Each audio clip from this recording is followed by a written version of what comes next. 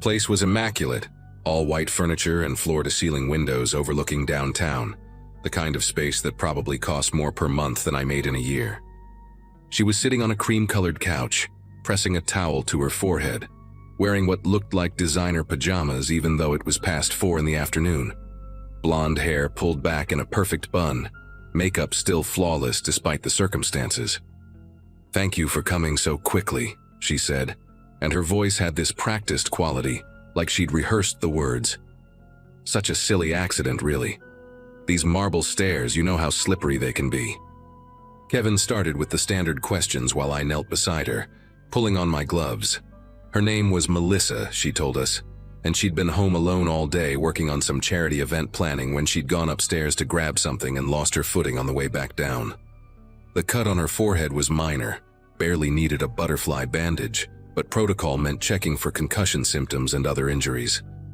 When I asked her to remove the cashmere cardigan so I could check her arms for fractures, she hesitated for just a second before complying. That's when I saw them. Bruises along her upper arms in distinct patterns, the kind you get when someone grabs you hard enough to leave fingerprints. Purple-yellow ones that were at least a week old, overlapping with fresher blue-black marks. "Melissa, I need to check your ribs and back for any impact injuries from the fall," I said, keeping my voice neutral and professional. She nodded but wouldn't meet my eyes anymore, just stared at this spot on the white carpet like it held all the answers in the world. When she lifted her pajama top just enough for me to examine her torso, I saw more bruises, concentrated on her left side, some shaped like shoe prints, others just formless patches of damaged tissue in various stages of healing.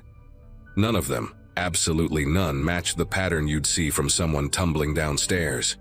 I'd seen enough domestic violence victims to recognize the signs, but before I could formulate how to approach this, she grabbed my wrist with surprising strength. "Please," she whispered, glancing at the elevator. "We need to hurry before he gets home." Right then, the elevator chimed.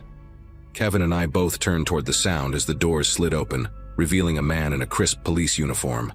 He was maybe 40, clean-shaven, built like someone who spent serious time at the gym, and he moved into the apartment with this deliberate confidence that made the air feel heavier. "Everything all right here, honey?" he asked, but he was looking at us, not her. His smile was perfect. Too perfect, like he'd practiced it in front of a mirror, until he got the exact right amount of teeth showing. Melissa's entire body changed. She straightened up, pulled her cardigan back on, and that rehearsed voice returned. "Just a little fall, sweetheart. These nice paramedics are taking wonderful care of me." He walked closer, and I noticed his uniform was impeccable, but something about it seemed wrong. The badge was slightly different from the Denver PD ones I saw every day. The shoulder patches had a weird sheen to them, and his duty belt looked more like something from a costume shop than actual police gear. "Officer Thompson," he said, extending his hand to Kevin first, then to me. His grip was unnecessarily firm, the kind that's meant to establish dominance. "Appreciate you folks coming out, but I think we're all set here. Just a little tumble. Happens to the clumsy one all the time." He laughed, but it was hollow, mechanical, and Melissa joined in with her own forced giggle that made my skin prickle. Kevin was already packing up, ready to leave, but I kept watching how Melissa had positioned herself, subtly putting the coffee table between her and him. "Actually, we need to complete our assessment," I said, pulling out my tablet to fill in the report. "Department protocol for head injuries, you understand." Thompson's smile flickered for just a moment, like a glitch in his performance. He moved around the coffee table, and Melissa shifted accordingly, maintaining distance in this horrible dance they seemed to know by heart. Of course," he said, but his hand moved to rest on his belt, right where his gun would be. "Though I'm sure my wife is fine. Aren't you, honey?" The way he said wife had this possessive edge that made me want to get Melissa out of there immediately. I pretended to check something on my tablet while actually switching to our dispatch screen, typing a quick request for verification of Officer Thompson's badge number, which I'd memorized from his uniform. Kevin was giving me looks, clearly wanting to wrap this up and move on to the next call, but I kept stalling, asking Melissa unnecessary follow-up questions about allergies, medical history, anything to buy time. Thompson stood there the whole time, never moving more than a few feet from her, his presence like a weight pressing down on the room. The response from dispatch came through on my screen, and I had to read it twice to make sure I understood correctly. No Officer Thompson in Denver PD. No officer with that badge number. More concerning was the additional note that popped up. This address had been flagged in the system. My partner must have seen my expression change because he stopped packing and really looked at me for the first time since Thompson arrived. I turned the tablet toward him, letting him read the screen while I kept talking to maintain the illusion of a normal call. The flag on the address included a note from last year: domestic homicide, victim female, suspect never apprehended, apartment supposedly vacant since the investigation closed. Kevin's face went pale as he processed this information, and I saw him subtly unclip his radio from his belt. Thompson must have noticed the shift in our energy, because his whole demeanor changed. The fake smile disappeared, replaced by something cold and calculating. "I think you folks have done enough here," he said, stepping between us and Melissa. "My wife needs to rest." But Melissa wasn't looking at him anymore. She was staring directly at me with desperate eyes, mouthing something I couldn't quite catch. Then I realized what she was trying to tell me. She wasn't his wife, she wasn't even supposed to be here, and neither was he. "We're required to transport any head injury for further evaluation," Kevin said, finding his voice and moving closer to Melissa. "Hospital policy after the recent liability issues." It was a lie, but a good one, and Thompson couldn't know our actual protocols. For a moment, the room went completely still, everyone frozen in position like we were waiting for someone to make the first move. Thompson's hand drifted toward his hip again, and that's when I noticed something that made my chest tighten. Dark stains on the white carpet near the stairs, the kind that someone had tried to clean but couldn't quite get out. Old blood, soaked too deep into the fibers to ever fully disappear. Melissa saw me looking and gave the tiniest nod, confirming what I was starting to piece together. This wasn't just a domestic violence situation. We were standing in a crime scene that was supposedly cleared a year ago, with people who shouldn't exist. Kevin had his radio in hand now, speaking clearly into it. "Unit 47 requesting immediate backup at our current location, possible 1054. The code for a suspicious person, and Thompson definitely knew what it meant. His face contorted into something ugly, dropping all pretense of being a cop or a concerned husband. "You stupid little..." He started moving toward Kevin, but I grabbed Melissa's arm and pulled her toward the elevator. She came willingly, almost desperately, and for the first time, I felt how cold her skin was, unnaturally cold, like she'd been sitting in a freezer. The elevator doors were still open, thank God, and we rushed inside just as Thompson lunged forward.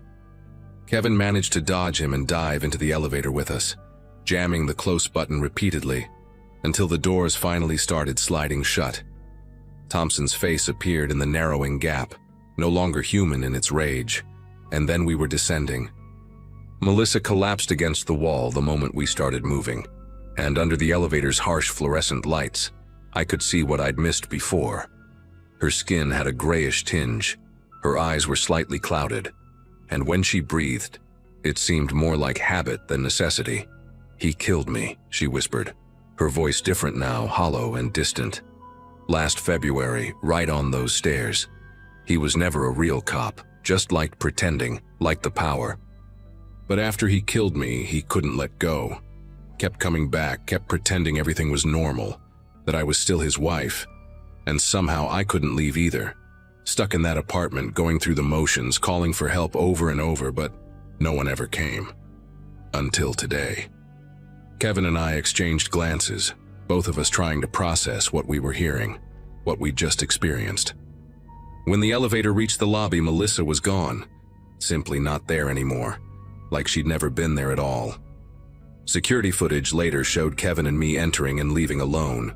No woman, no Officer Thompson, nothing but two paramedics responding to a call that dispatch swore they never sent. Real cops went up to check the apartment after our report, found it exactly as it should have been.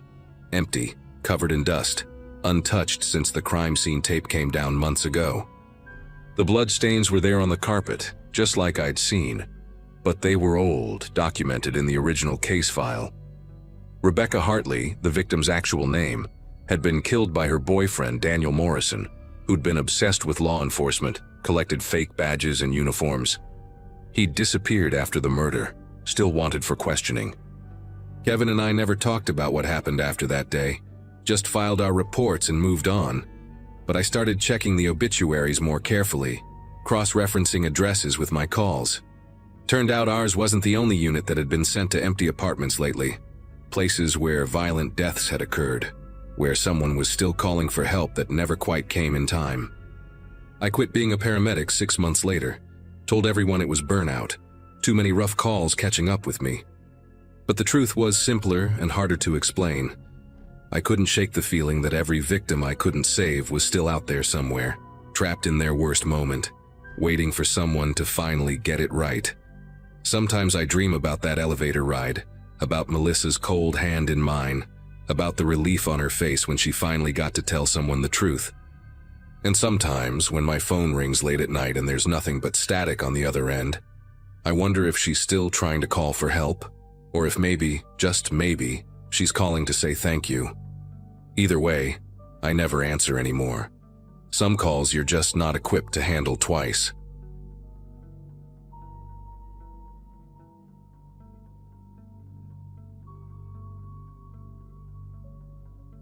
My partner Jamie and I had been running the night shift for nearly 6 years when we got the call that changed everything. It was a Wednesday in early November, around 11:30 p.m., and dispatch sent us to a cardiac arrest at 4827 Willow Court.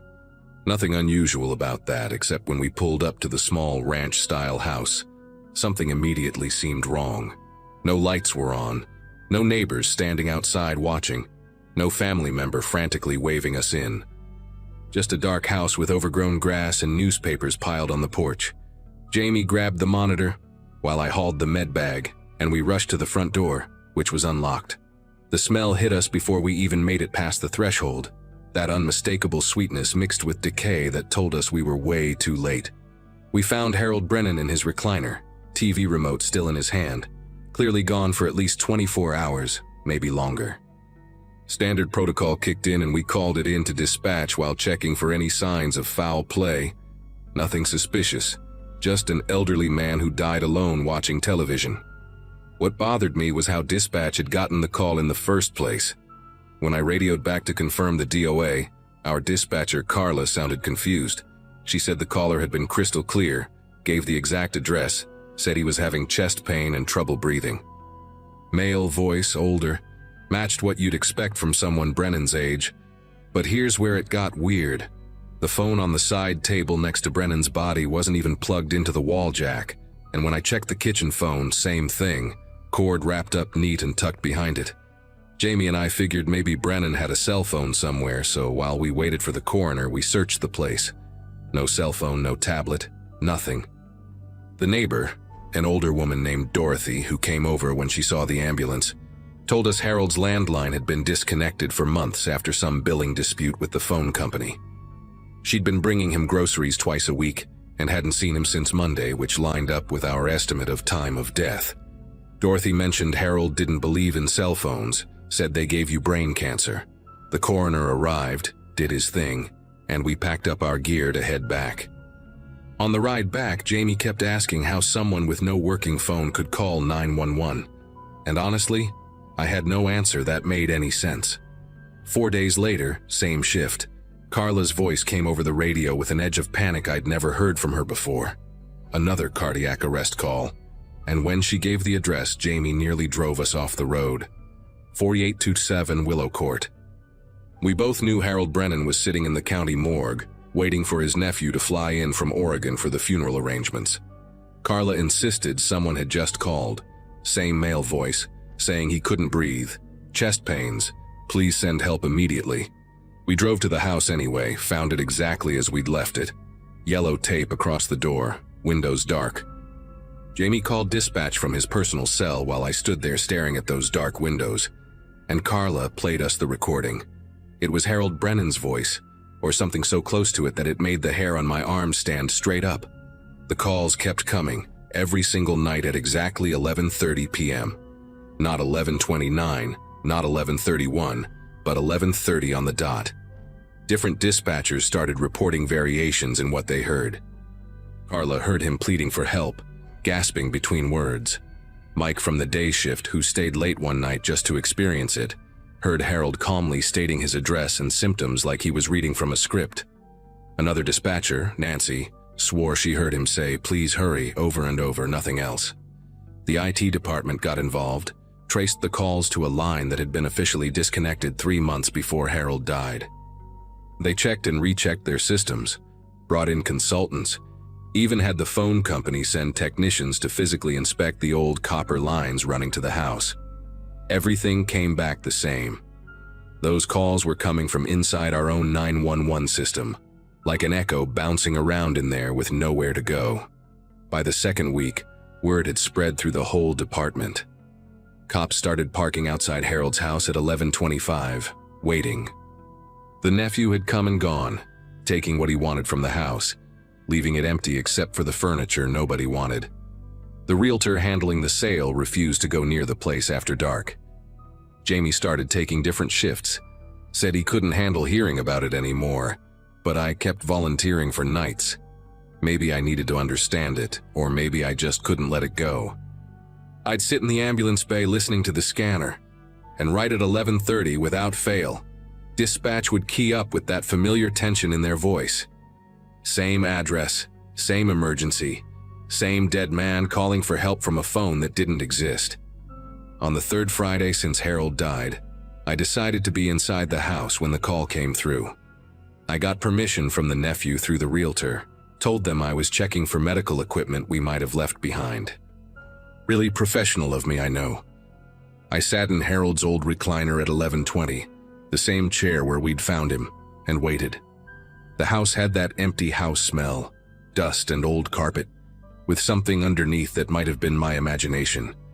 At 11:29, I had my phone ready to record, watching the disconnected phone on the side table like it might suddenly spring to life. 11:30 came, and my radio crackled.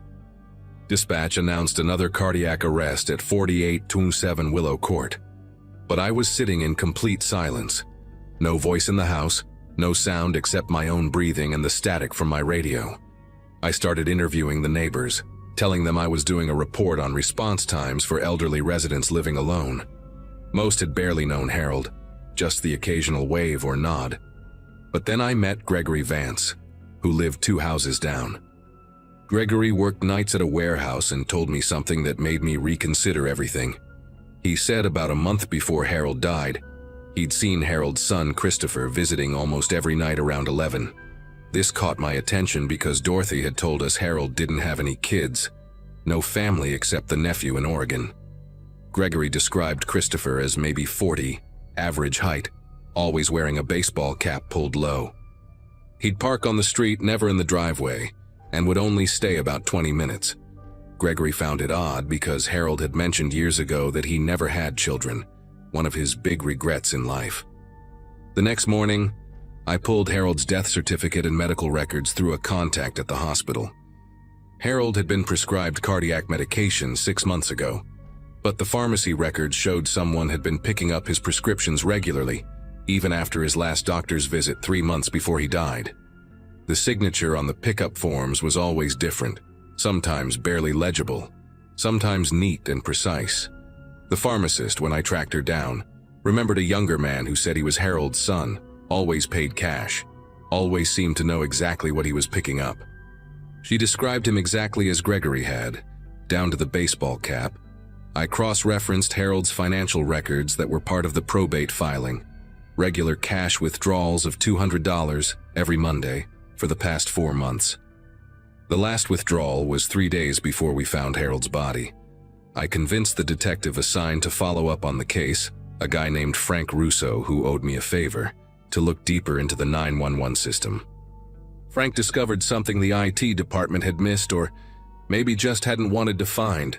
The calls weren't exactly coming from inside the system. They were being injected through a maintenance port that telephone company workers use for testing lines. Someone with the right knowledge and equipment could make it appear that calls were coming from any disconnected number in the database. Frank pulled security footage from the phone company's central office building. Every night at 11:28, a figure in a telephone company uniform would enter through the employee entrance, walk straight to a specific terminal, and leave by 11:35. The uniform was legitimate, the badge was legitimate, but the employee ID belonged to someone who had died 2 years ago in a car accident. We never caught him, the man pretending to be Harold's son, Christopher. Frank set up surveillance at the phone company building, but the calls stopped the night before they were ready to make an arrest. Just stopped, like someone knew we were getting close. The security footage from previous nights was too grainy to make out facial features, and the baseball cap always obscured the face anyway.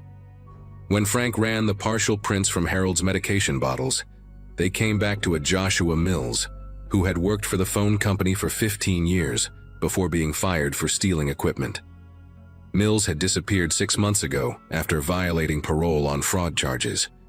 His parole officer said Mills had been running a scheme where he befriended elderly people with no close family, gained access to their finances, and slowly bled them dry. Harold had been perfect for him, isolated, stubborn about technology, already on heart medication that Mills could easily withhold or overdose to create the symptoms he wanted.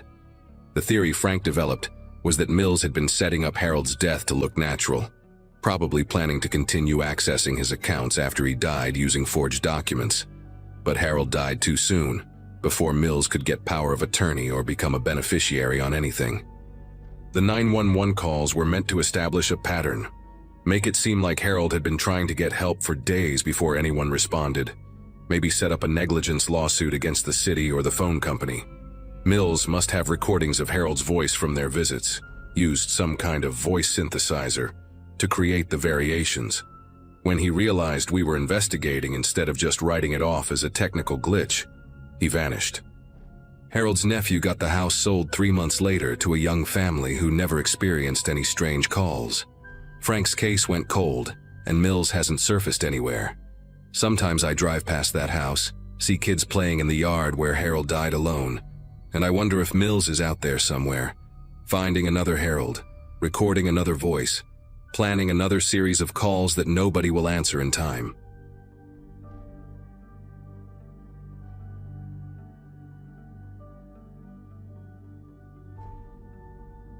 Most nights as a paramedic blend together after a while, but that Tuesday in August still makes me question everything I thought I knew about my job. I'd been pulling 12-hour shifts at Station 47 for about 6 years by then, long enough that the adrenaline rush had faded into routine. My partner Blake had called in sick that night, something about food poisoning from bad sushi, so dispatch paired me with a rookie named Garrett who couldn't have been more than a month out of training.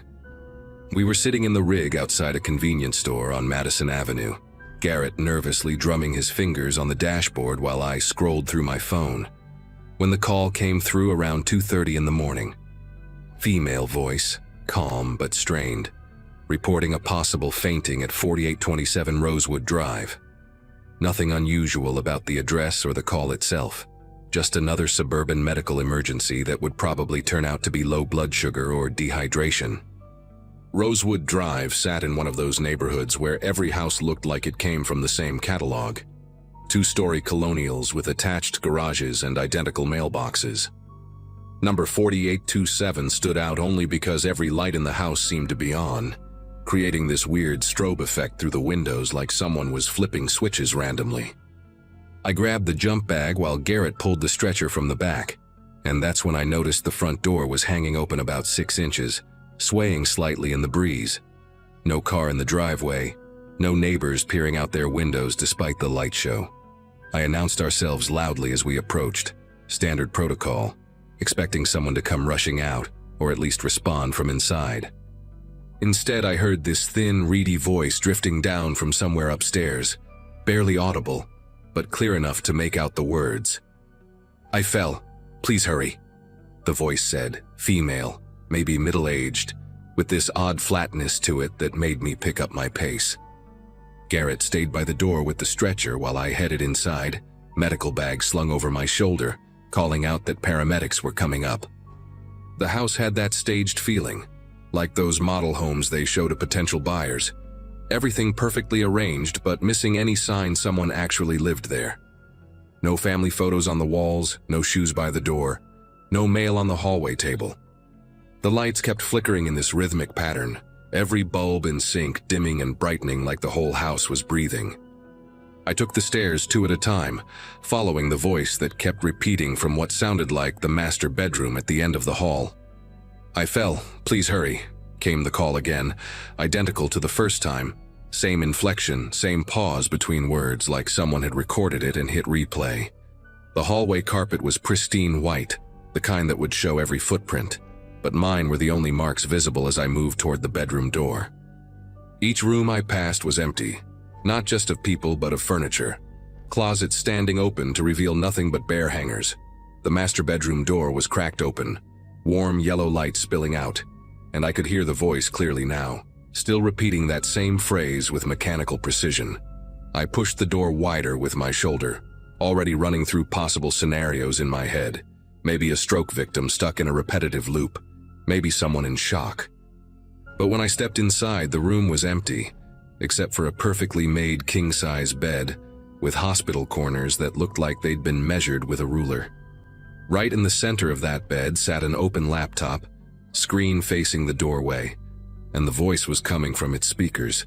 "I fell, please hurry," it said again, and this time I could see the waveform on the screen, an audio file playing on repeat.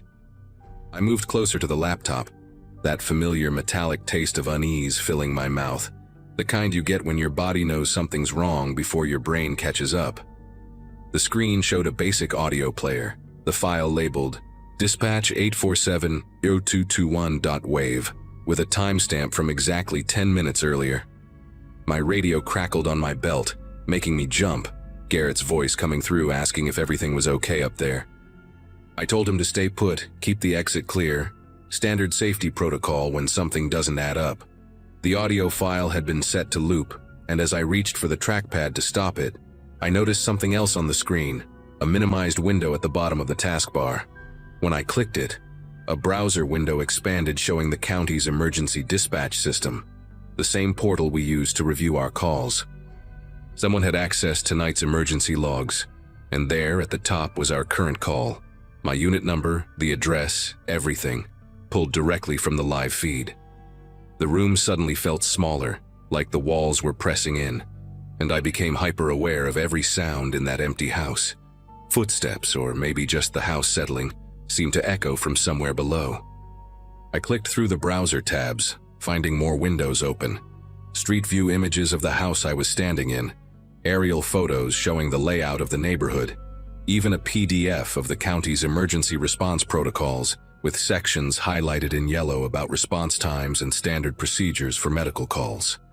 Someone had studied exactly how we operate, learned our patterns, our language, even the specific way dispatch phrases certain types of emergencies. The laptop's camera light was on, a tiny green dot staring at me, and when I checked the running programs, there it was, a video chat application running in the background, no user visible on the other end, but definitely connected, definitely recording. I backed away from the laptop, my hand instinctively moving to my radio, but before I could call for backup, the audio file stopped mid-phrase. The sudden silence hit like a physical force, making my ears ring, and then a new sound started from the laptop speakers, my own voice from just minutes ago, announcing ourselves at the front door. Whoever was on the other end of that video chat was playing back our arrival, had been recording from the moment we pulled up. I grabbed my radio and told Garrett to get back to the rig immediately. Forget the stretcher, just move. His confused response crackled back, but I was already heading for the stairs when I heard it, the front door slamming shut with enough force to shake the whole house. The lights went out all at once, complete darkness except for the sick blue glow of the laptop screen behind me. Still recording, still watching.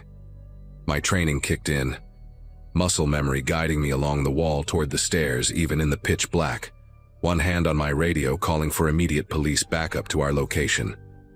Garrett was yelling something about the doors being locked from outside, his voice pitched high with panic, saying someone had wrapped chains around the handles while he was waiting by the rig.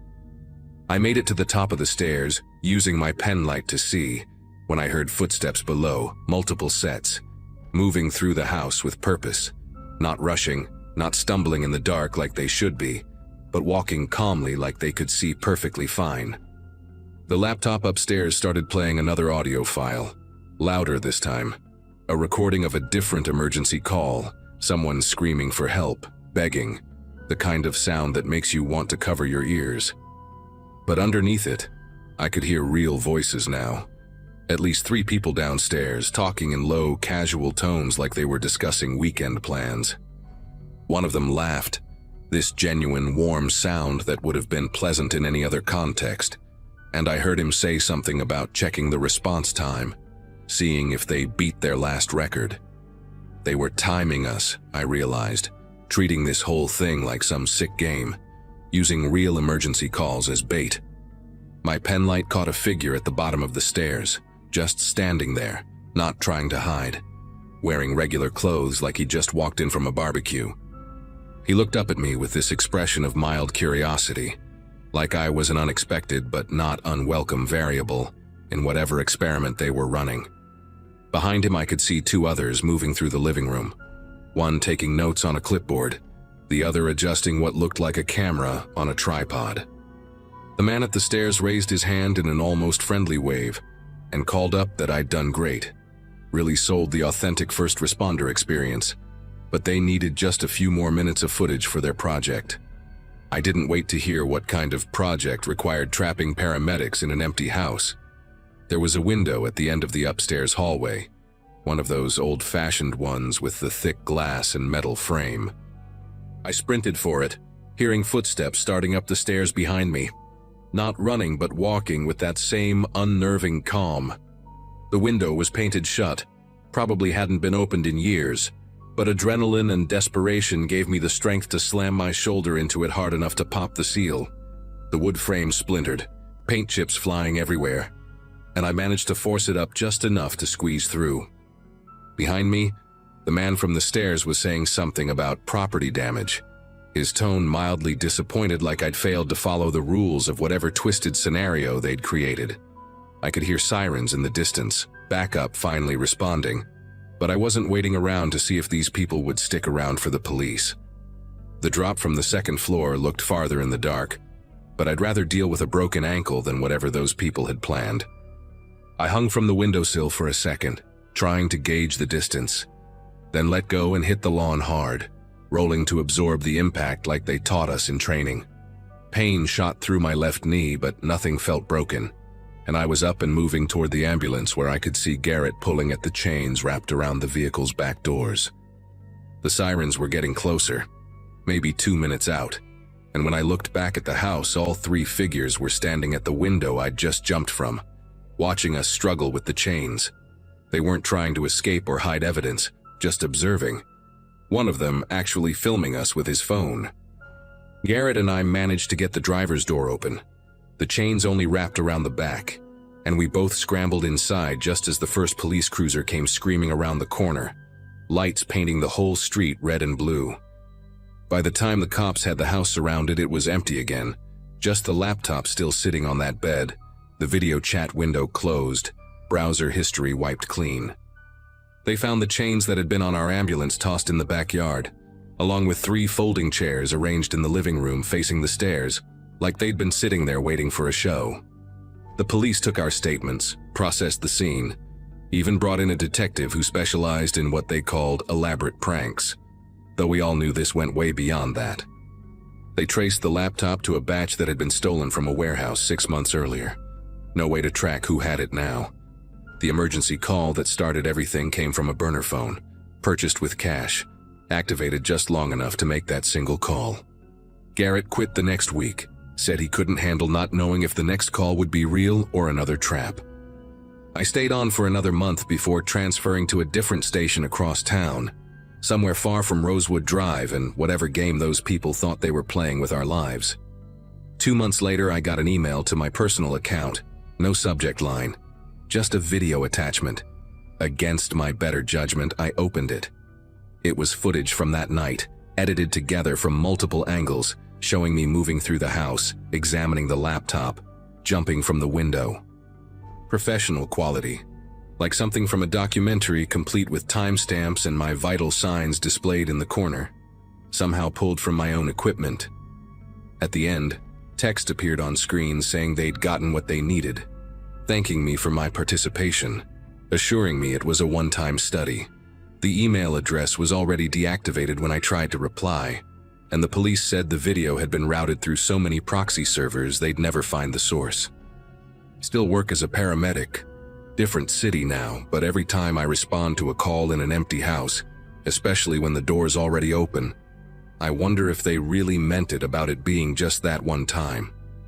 Sometimes when I'm reviewing call logs at the station, I'll see responses to addresses that seem too perfect, too isolated, and I'll catch myself looking for patterns, wondering if somewhere out there, another crew is walking into another experiment, another test, with someone watching and taking notes on how long it takes us to understand we're not there to save anyone.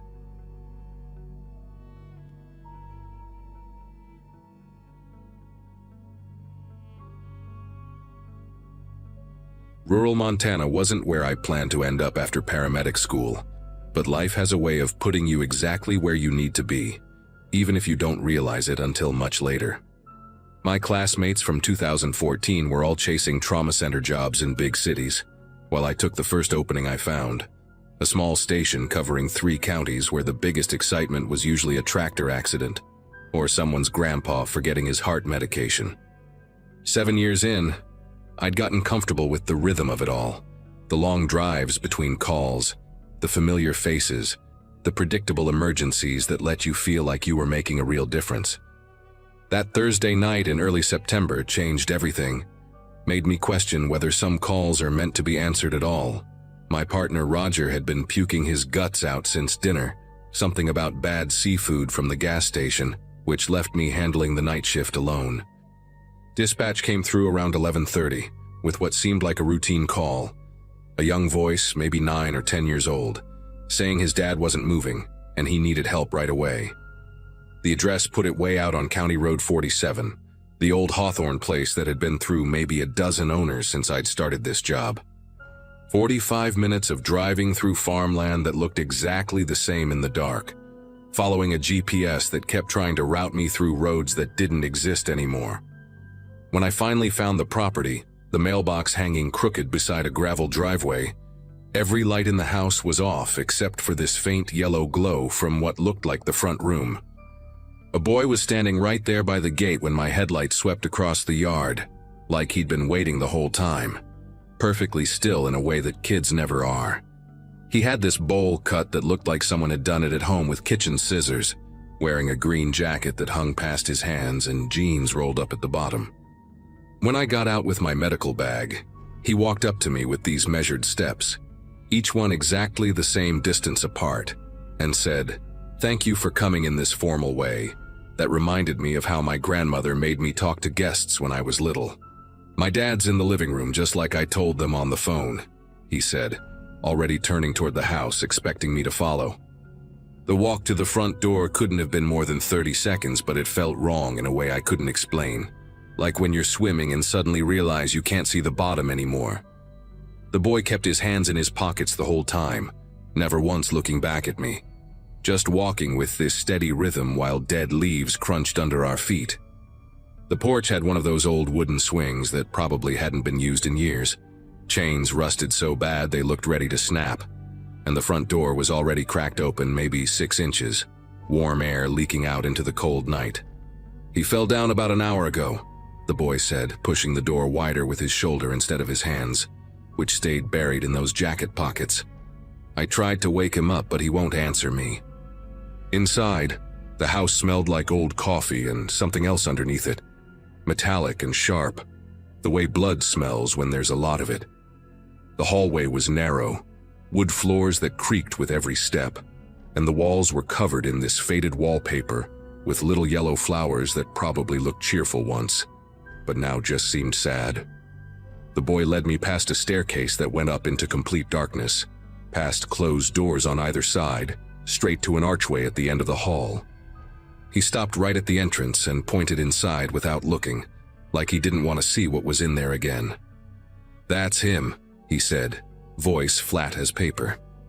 A man was lying face down on an old braided rug. One arm stretched out toward the coffee table, the other twisted under his body in a way that made my training kick in immediately. He was wearing work clothes, the kind you see on every farmer around here. Faded denim and a plaid shirt that had seen better days.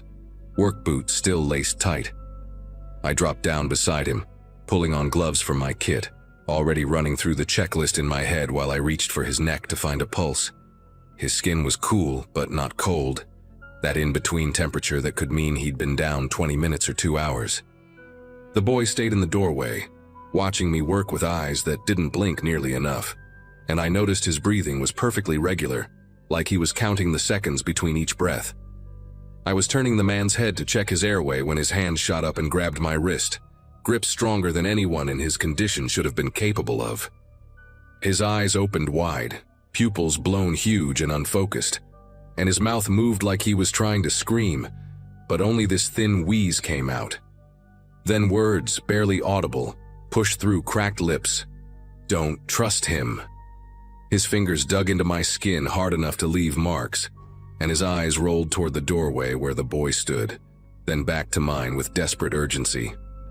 "He's not my son," he whispered, each word seeming to cost him enormous effort, spit bubbling at the corners of his mouth. Before I could react or even process what was happening, the boy's voice changed completely, dropping maybe 2 octaves and taking on this mechanical quality, like a recording being played through a broken speaker. He was repeating the exact words from the 911 call, every inflection identical to what dispatch had relayed to me. "My dad's not moving. Please send someone. He's in the living room and he won't wake up. Please hurry." It came out of his mouth, but it wasn't him speaking, if that makes any sense, like something else was using his voice box as an instrument. The man's grip on my wrist went slack, and his eyes rolled back, body going limp like someone had pulled his plug. When I looked back at the doorway, the boy was gone. Just empty space where he'd been standing a second before, but I could hear footsteps directly above us, slow and deliberate, moving across the ceiling from one side of the room to the other. My radio crackled to life on my shoulder, static cutting through the silence, and then came a voice that shouldn't have been possible. It was the boy again, using that same frightened child tone from the 911 call, coming through the medical channel that only our units could access. "Is someone coming? My dad needs help, please. Is someone coming to help my dad?" I grabbed the radio to respond, but my throat felt like it had closed up completely, and then the transmission changed to my own voice, the exact words I'd said when arriving.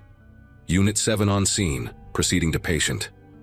The footsteps upstairs stopped right above where I was kneeling, and through the thin ceiling I could hear breathing, wet and labored, like lungs full of fluid trying to work.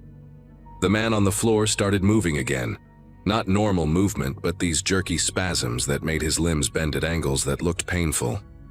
His head turned toward me even though his eyes stayed closed, and when his mouth opened, it was the boy's voice that came out, high and innocent. "Found your dad yet?" Then it switched to what sounded like an elderly woman, maybe someone who'd called 911 before. "He's not breathing, oh God, please help him." Then another voice, a man this time, panicked and desperate. "There's so much blood, I don't know what to do." All these voices pouring out of this unconscious man's mouth while his body convulsed on the floor, and I realized with absolute clarity that whatever was in this house had been collecting emergency calls, learning how to bring people here, using their desperation as bait. I backed away from the body and ran for the door, medical training be damned, because every instinct I had was screaming that this was beyond anything I could handle. The front door slammed shut just as I reached it, the deadbolt turning by itself with a click that sounded final. Behind me I heard the boy laughing, except it was my laugh, recorded from some moment I couldn't remember, playing back through whatever was pretending to be a child. The light started flickering, casting these weird shadows that moved independent of anything in the room, and my radio kept cycling through different voices, all of them mine from various calls over the years, creating this horrible chorus of my own words twisted into something threatening. I grabbed a chair and smashed it through the front window, not caring about the glass cutting my arms as I climbed through, just needing to get out of that house before whatever was mimicking us decided to do more than just play recordings. The moment I hit the ground outside, everything went quiet, like someone had muted the world. I looked back and the house was dark, completely dark. No yellow glow, no movement, nothing. My ambulance was right where I'd left it, keys still in the ignition, and I drove away without looking back, calling dispatch to report that the patient was DOA and law enforcement was needed. When the sheriff's department arrived 2 hours later, they found the house empty. Not just of people, but of furniture too, like no one had lived there in years. The only thing they discovered was an old answering machine in the basement, the kind from the 80s, playing a continuous loop of emergency calls from all over the county, some dating back decades. They destroyed it, and the calls to that address stopped. But sometimes when I'm working a night shift and get a call to a remote location, I hear something in the caller's voice, a slight mechanical quality, a too perfect repetition of phrases that makes me wonder if whatever was in that house didn't die with the answering machine, but just found a new way to fish for the people who come running when someone calls for help.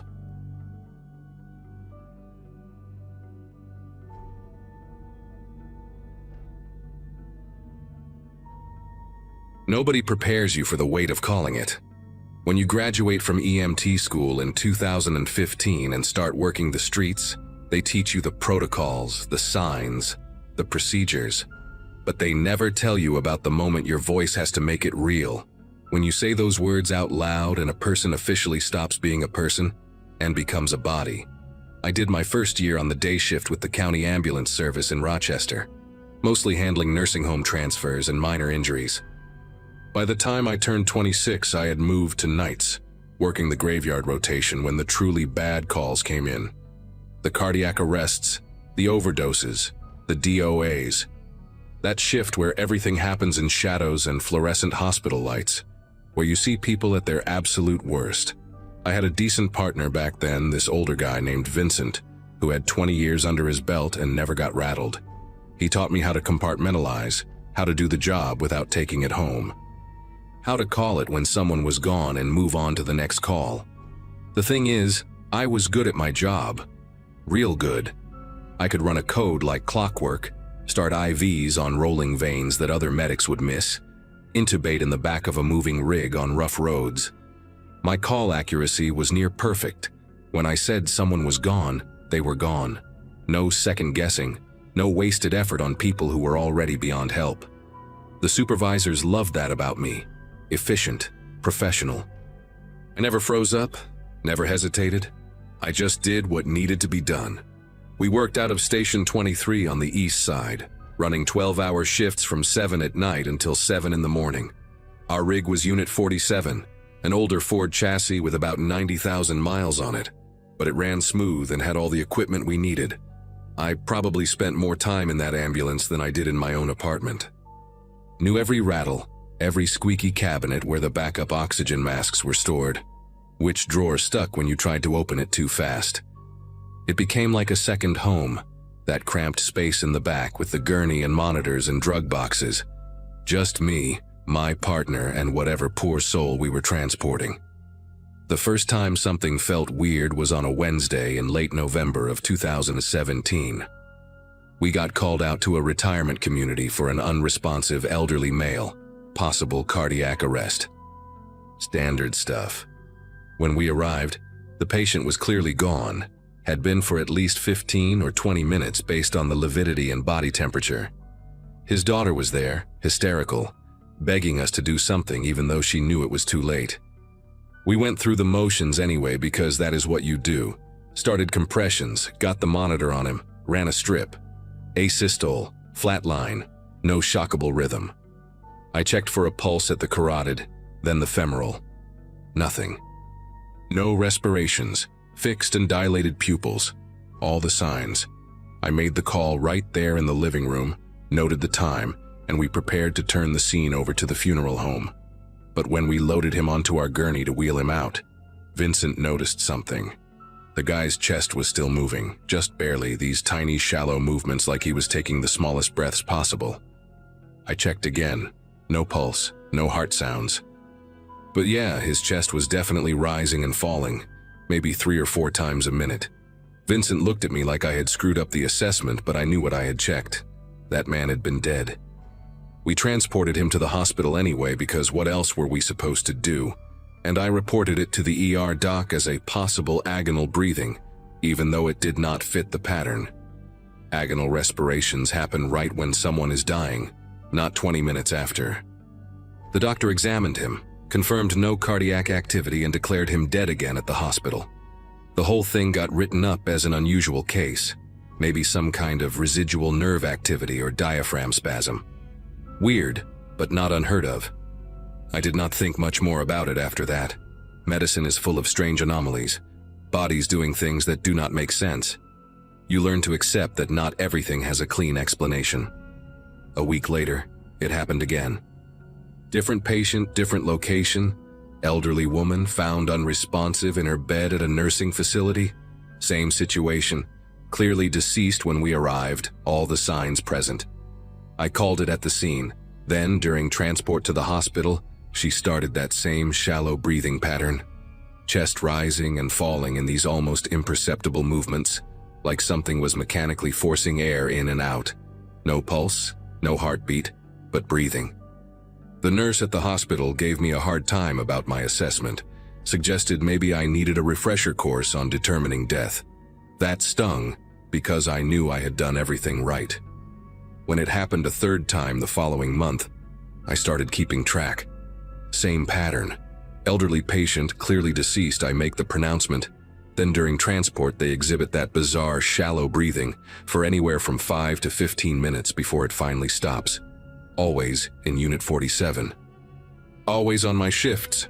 I started wondering if maybe there was something wrong with our equipment, like maybe the ventilator was somehow triggering residual muscle contractions, or the monitor was picking up false readings that made me think they were dead when they were not.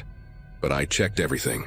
The equipment was functioning perfectly, and besides, I was not relying on machines. I was doing manual assessments, checking for pulses with my own fingers, listening for heart sounds with my stethoscope, watching for chest rise without any equipment attached. These people were dead. Clinically, legally, medically dead. Yet their bodies kept trying to breathe after I called it. By January, it had happened 6 times. All different patients, different circumstances, but the same unsettling result. I started having trouble sleeping. Not because I was scared exactly, but because I could not figure out what I was doing wrong. Was I calling it too early? Was I missing something in my assessment? But then I would review each case in my head and know, absolutely know, that I had done everything by the book. Vincent retired in February and I got partnered with this younger woman named Allison, who had just finished her paramedic certification. She was eager, asked a lot of questions, wanted to learn everything. I did not mention the breathing thing to her because I did not want to freak her out or make her question my competence. But then one night in early March, we got a call for a male in his 70s, possible stroke. We arrived to find him in his recliner. Unresponsive, no pulse, no respirations. Obvious signs of death, probably been gone for an hour or more based on the rigor starting to set in. I went through my assessment, checked everything twice because Allison was watching, learning. I pronounced him deceased, documented the time as 2:47 in the morning. We loaded him up for transport to the medical examiner. Halfway to the hospital, Allison was in the back doing the paperwork when she suddenly called up to me in the driver's seat. Her voice had this edge to it, confused and a little panicked. She said the patient was breathing. I pulled over immediately, climbed in the back. Sure enough, that same shallow rise and fall of the chest. Allison had her hand on his wrist, searching for a pulse she was not going to find. She looked at me with these wide eyes and asked what was happening. I did not have an answer for her. That incident shook me worse than all the others because now I had a witness. It was not just me seeing things or making assessment errors. Allison had seen it too. We reported it to our supervisor when we got back to the station, and he said he would look into it, but I could tell he thought we were either mistaken or exaggerating.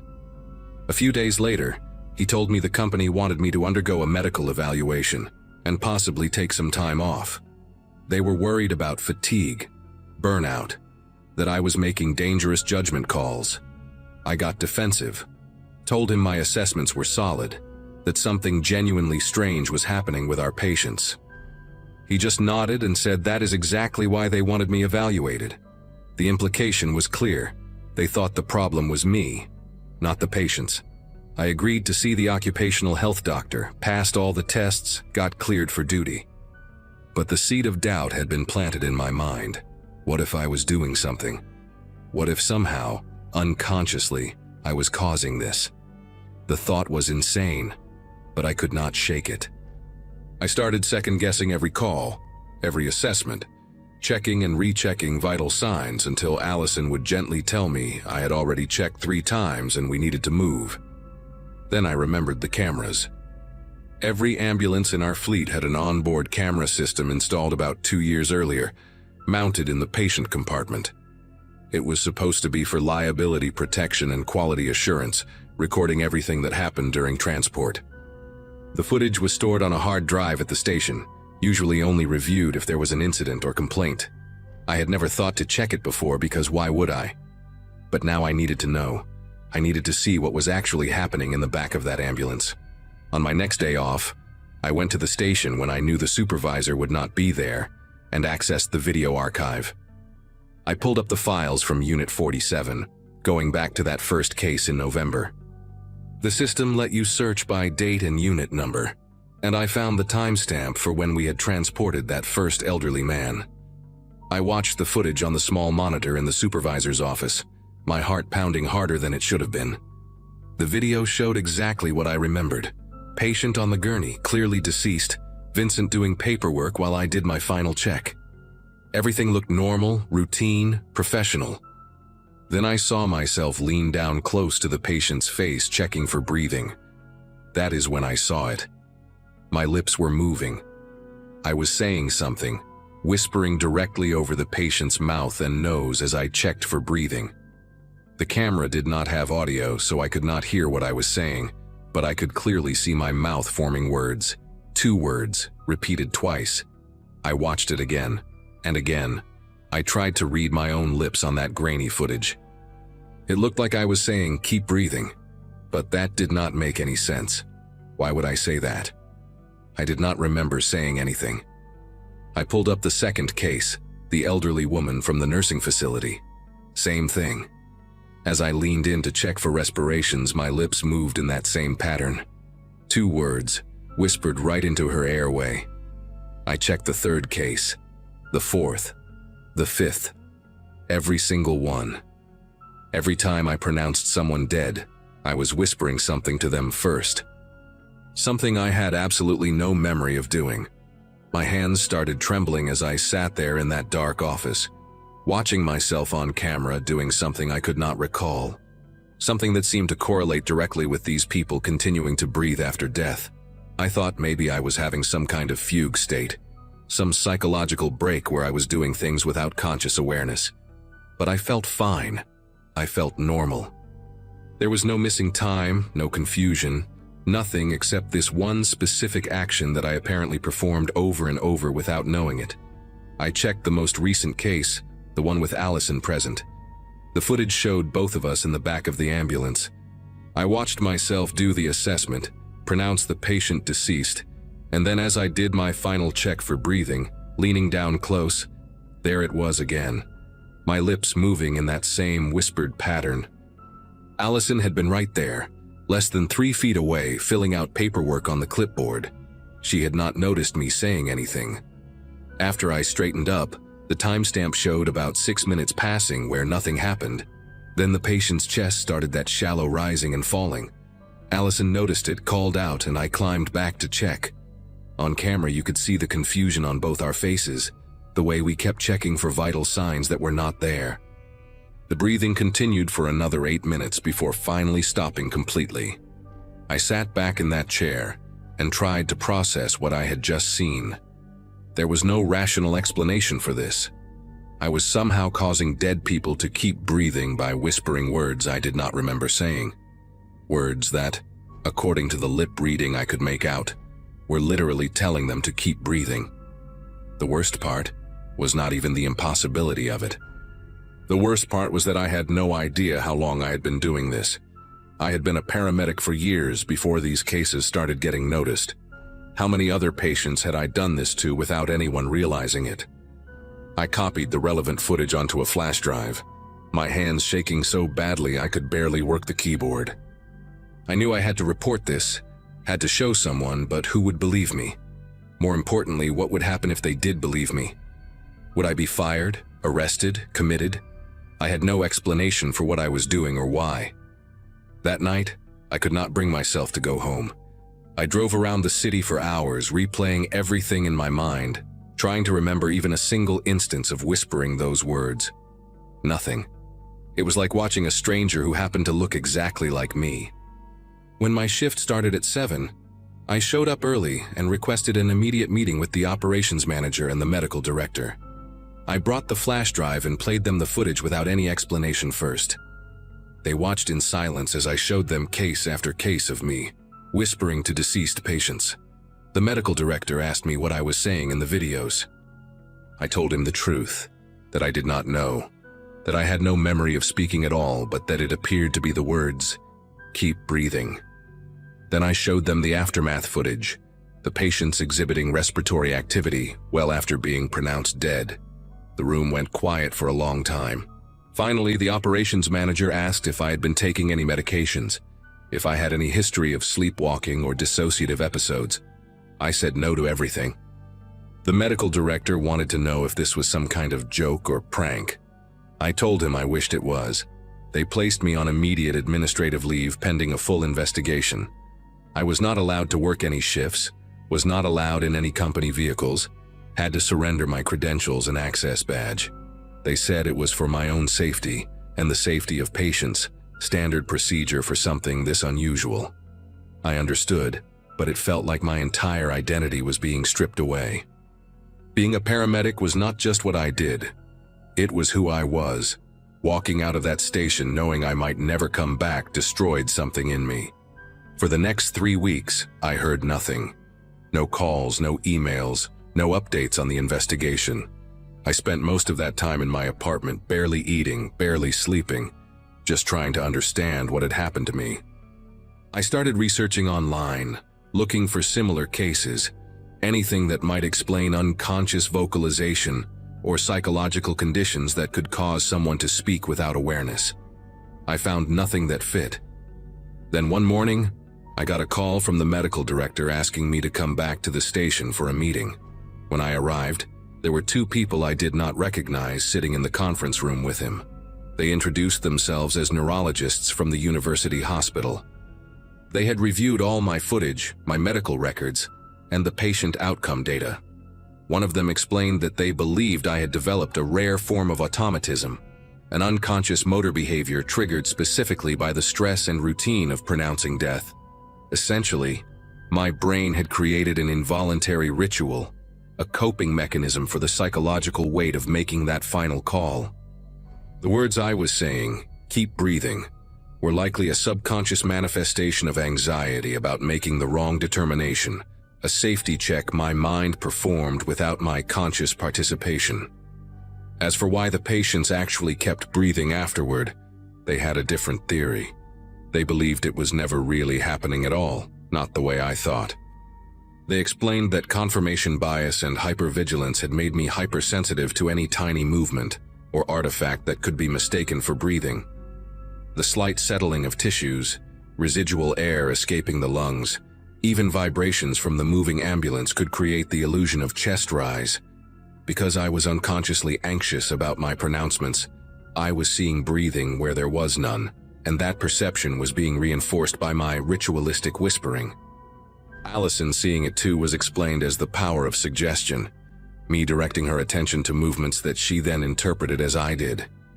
It sounded reasonable when they explained it, clinical, scientific. But sitting there listening to them, I could not shake the feeling that they were wrong. I had felt those chests rising and falling under my hands. I had counted the shallow breaths, timed them. It was not imagination or artifact. Something had been happening in the back of Unit 47, something that defied their neat explanations. But I did not argue. What would be the point? They cleared me to return to work with the recommendation that I undergo cognitive behavioral therapy and take a 6-month rotation off the night shift to reduce stress. I accepted their terms, grateful to have my job back even though nothing felt resolved. Here is the strange part, the part that still keeps me up at night. After that meeting, after everything came to light and I became consciously aware of the whispering, it stopped. Completely. I have been back on the job for almost a year now, and I have pronounced dozens of people deceased in that time. I have checked the camera footage after every single call. My lips never move anymore. I never whisper anything. And the patients, they stay dead. No mysterious breathing, no impossible continued respiratory activity. Whatever was happening, knowing about it made it stop. The neurologist said that was proof of their theory, that conscious awareness disrupted the automatism. Maybe they are right. Maybe it was all in my head, some elaborate psychological glitch that manifested in a way that seemed supernatural, but was really just my brain misfiring under stress. Or maybe something else was going on, something I was doing without knowing it, and the moment I became aware, whatever door I had accidentally opened got closed. I still work out of Station 23. They reassigned Unit 47 to another crew, gave me a newer ambulance. I pass my old rig in the bay sometimes and wonder if it was the vehicle or if it was me. I wonder if those patients would have stayed dead if I had never whispered those words, or if somehow, in some way I will never understand, I was keeping them tethered to something they should have been released from. I do not have answers. All I know is that for those few months, I had the power to make dead people breathe, and I did not even know I was doing it. That terrifies me more than any call I have ever run, more than any trauma or death I have witnessed. Because if I could do that without knowing, what else am I capable of? What else might I be doing right now that I am completely unaware of? I check the camera footage obsessively now, watching myself work, searching for any sign of something I might be missing. So far, there is nothing. But I keep looking anyway because I learned the hard way that the scariest things are not the ones you can see coming. They are the ones you have been doing all along without ever realizing it.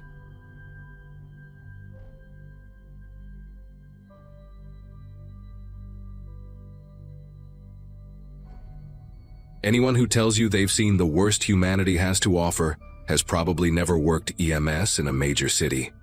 I'm Jenna. Been riding ambulances in Philadelphia for 6 years now since graduating the academy right after my 24th birthday. The job changes you in ways you can't explain to people who've never done it. You learn to compartmentalize, to separate the person screaming in front of you from the person you go home to at night. Most days I was good at that. Most days I could clock out, drive my beat-up Jeep Cherokee back to my apartment in Fishtown, and leave the sirens behind. But after the highway pileup in late November 2022, something in that system broke. 15 vehicles, thick fog rolling off the Delaware, and by the time we arrived it looked like a war zone, metal twisted into shapes that shouldn't exist, and the sounds coming from inside those cars still wake me up sometimes. We lost 9 people that night despite everything we tried. The last one was a college kid named Troy, maybe 19. Trapped in the backseat of his friend's sedan with the roof caved in around him. He kept asking if his girlfriend was okay, kept repeating her name even as we worked to extract him. "Tell Amy I love her, please, just tell Amy." Those were his last words before his vitals crashed and we lost him on the way to Temple University Hospital. The first time I heard his voice again, I thought I was losing my mind. It was 3 weeks after the pileup, middle of a Wednesday afternoon shift. We were responding to a domestic disturbance call on Spring Garden Street, nothing unusual, and as my partner Corey drove, I was checking our supplies in the back. That's when I heard it, clear as if someone was sitting right next to me.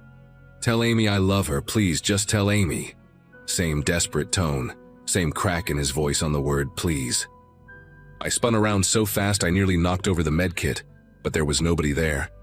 Just me and the rattling equipment and the wail of our siren cutting through traffic.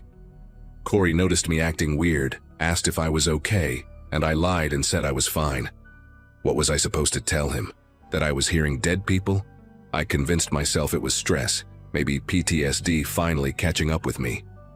The department had offered counseling after the pileup, but I'd waved it off like an idiot, thinking I was tougher than that. By the time we finished the domestic call and headed back to the station, I'd almost talked myself into believing it was just my brain misfiring, a random auditory hallucination brought on by exhaustion and too much coffee. But then it happened again, and again. Over the next 2 weeks, I heard Troy's voice 4 more times, always during calls, always the same exact phrase. Then I started hearing others from that night. A woman named Diane who'd been in the minivan whispering, "My babies are in the back," over and over. An older man whose last words were just "Martha, Martha" in this broken, confused way that made my chest hurt. It was always crystal clear, never muffled or distant, and it only happened when I was working. Never at home, never during my days off, only in the ambulance or at accident scenes. I started keeping a small notebook in my pocket, writing down every time it happened, trying to find a pattern. December 13th, heard Diane during a cardiac arrest call in Kensington. December 16th, heard the older man while transporting an overdose patient. December 20th, heard Troy again on our way to a construction accident. There was no logic to it, no connection between the current calls and what I was hearing. My partner Corey definitely noticed something was wrong by then. He'd catch me staring at nothing, or flinching at sounds he couldn't hear. I started making excuses, saying I wasn't sleeping well, which wasn't exactly a lie. Then came the night of January 4th. We were parked outside a Wawa on Aramingo Avenue, grabbing coffee during a rare quiet moment around 11 in the evening. Corey was inside and I was sitting in the driver's seat with the engine running, scrolling through my phone and trying not to think about the voices. That's when I heard something completely different. A man's voice, panicked and rapid, speaking what I thought might be Spanish at first, but the rhythm was wrong. It wasn't Spanish. The words tumbled over each other in desperation, and I couldn't understand a single one, but the terror in his tone was unmistakable. "Ajutatsima varogchineva, ajutatsima." Over and over, getting more frantic. I sat there with my coffee cup halfway to my mouth, every muscle in my body going rigid. This wasn't Troy or Diane or any of the others from the pileup. This was someone new, and unlike the previous voices that felt like echoes of the past, this one felt immediate, present, like it was happening right now. I checked my watch without really knowing why. 11:14 in the evening.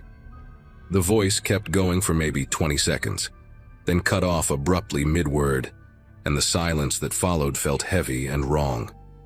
Corey came back to the ambulance maybe 30 seconds later, holding 2 coffees and complaining about the line inside. I must have been staring straight ahead because he asked me again if I was all right, and I opened my mouth to tell him what I just heard when our radio crackled to life.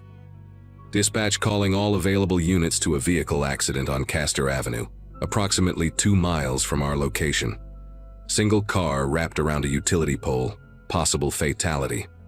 The timestamp on the call was 11:15, 1 minute after I'd checked my watch, 1 minute after that voice had cut off. My hands went cold gripping the steering wheel, and Corey was already radioing back our response, asking me why I wasn't moving yet. I snapped out of it and hit the lights, pulling out of the parking lot faster than I should have. The whole drive there, my mind was racing, trying to tell myself it was coincidence, that there was no possible way those things were connected. We arrived at the scene to find a gray Toyota Camry, accordioned around a wooden pole, the front end completely destroyed. Fire department was already there working to extract the driver. When we finally got him out and onto our stretcher, he was already gone. Mid-40s, construction vest still on, and according to his wallet, his name was Adrian Popescu. The police officer helping us said he'd been heading home from a late shift when he apparently swerved to avoid something in the road and lost control. I didn't sleep that night. Couldn't. I sat at my kitchen table until sunrise with my laptop open, searching variations of the phrases I'd heard. It took me almost an hour, but I finally found it. Romanian. Ajutați-mă, vă rog cineva, ajutați-mă, meant, help me, please, someone, help me. Adrian Popescu was a Romanian name. I must have read that translation 50 times, feeling sicker with each repetition. The voices from the pileup, I could rationalize those as trauma, my brain replaying memories in warped ways. But this was different. I had never met Adrian Popescu. never responded to any calls involving him before that night. And I had heard his voice, heard his final desperate plea, at the exact moment he was dying 2 miles away. Part of me wanted to convince myself I'd somehow heard a preliminary dispatch or a conversation on another channel, anything logical. But I knew our radio traffic. I knew what I'd heard and when I'd heard it. The next shift I worked, I was jumpy the entire time, dreading hearing another unknown voice. Every call felt like waiting for something terrible to happen. Corey kept asking what was wrong, and I kept deflecting, making up excuses about personal problems or bad sleep. How do you tell someone that you think you're hearing people die in real time? That you might be some kind of unwilling witness to deaths as they happen across the city? It happened again 5 days later. Friday evening, we were restocking supplies at the station when I heard a teenage girl's voice, high and terrified, screaming, "Dad, watch out, Dad!" Just those words, repeated 3 times. Then nothing. I checked the time immediately. 7:32. Told Corey I needed air and went outside, pacing by the ambulance bay with my phone in my hand. Waiting. The call came through at 7:35. Multi-vehicle accident on Interstate 95 southbound. Multiple injuries reported. We responded along with 2 other units, and when we got there, it was chaos. A pickup truck had rear-ended a sedan at high speed, pushing it into the concrete barrier. The driver of the sedan was dead at the scene. His daughter, 16 years old, was in the passenger seat with severe injuries but alive. She was hysterical, kept saying she'd told him to watch out, that she'd seen the truck coming. I worked on her in the back of the ambulance while Corey drove, and the whole time I felt like I might throw up. This girl was crying next to me, alive, traumatized, and I had heard her voice 3 minutes before impact. Not after. Before. Or during. At the exact moment her father was dying and she was screaming for him to react. I saved her life that night. Or at least I kept her stable until we reached the hospital, but I couldn't shake the feeling that I'd been some kind of ghost listener to her worst moment.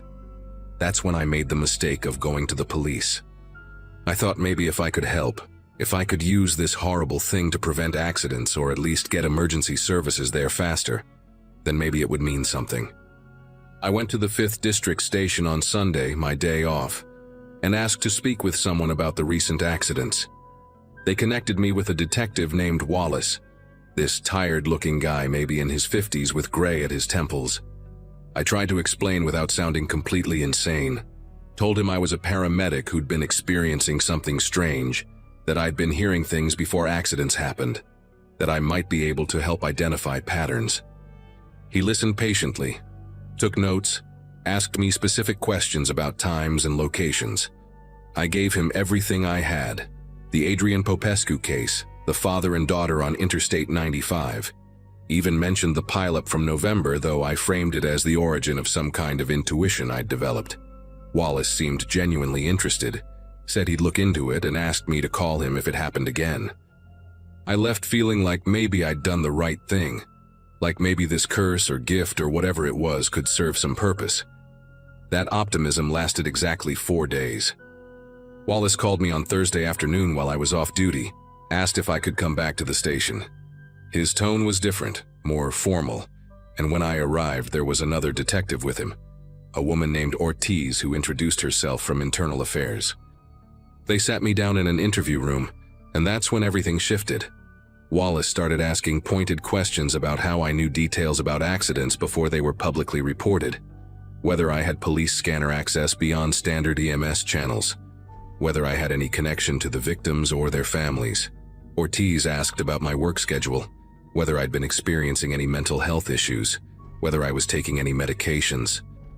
It dawned on me halfway through that they didn't think I was psychic or helpful.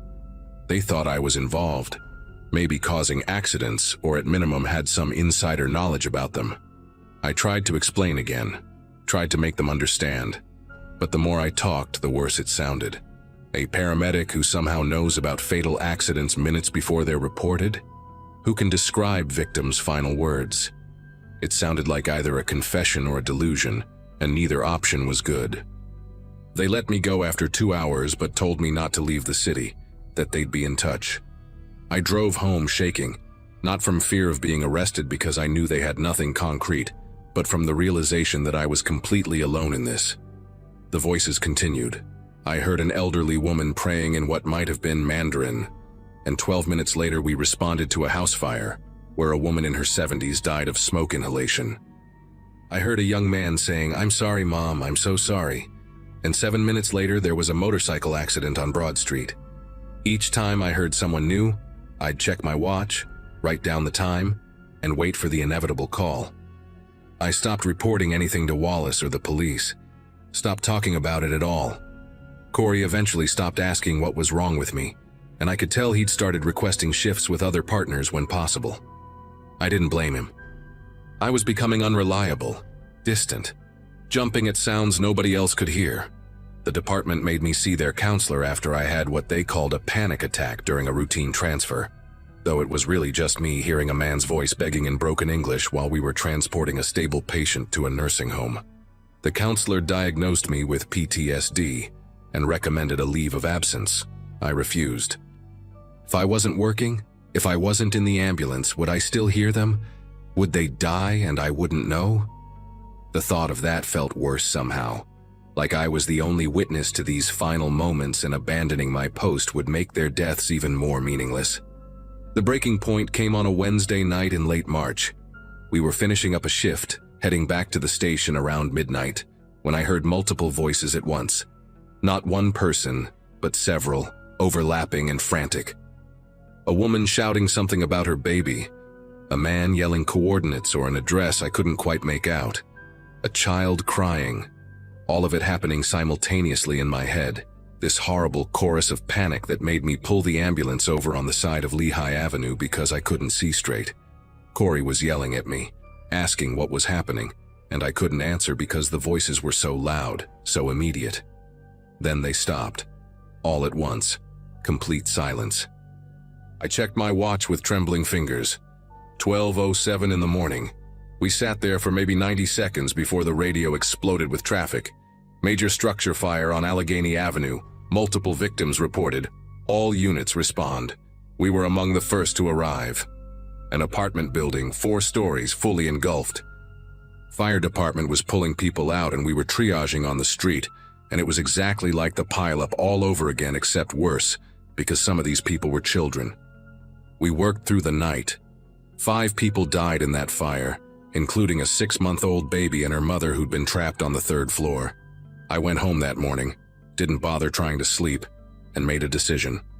I couldn't keep doing this. Not the job, not the voices, not any of it.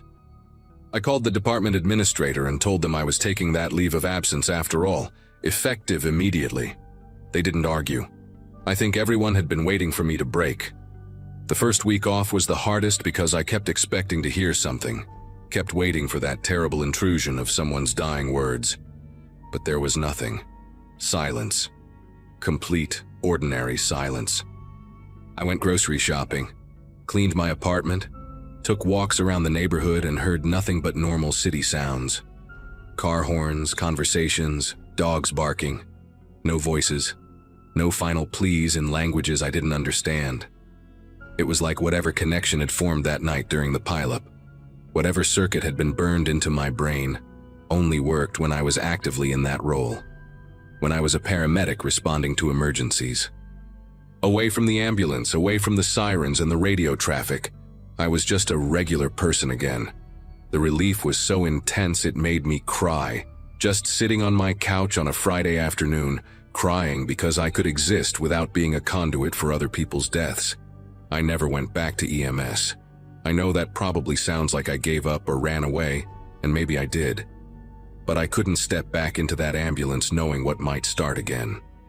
The department processed my resignation in May, and I found work doing medical billing from home, something quiet and removed from emergency medicine.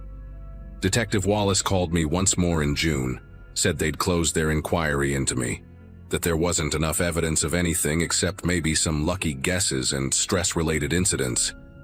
He didn't apologize, but his tone suggested he felt bad about how it had all gone down. I thanked him and hung up and never heard from him again. Some nights I still think about all those voices, wonder if I really heard them, or if my mind just convinced itself of an impossible pattern during the worst period of my life. The timing was too precise to be coincidence, but the alternative is accepting something I don't have words for. What I do know is this: I haven't heard a single voice since I left that job, and I check the Philadelphia accident reports compulsively every morning to make sure. People are still dying in this city every day in terrible ways, but I'm not connected to it anymore. Whatever that connection was, whether it was trauma or something else entirely, it needed me to be in that role to exist. I'm just Jenna now, not Paramedic Castellano from Unit 12. And the silence, the beautiful ordinary silence, is something I'll never take for granted again.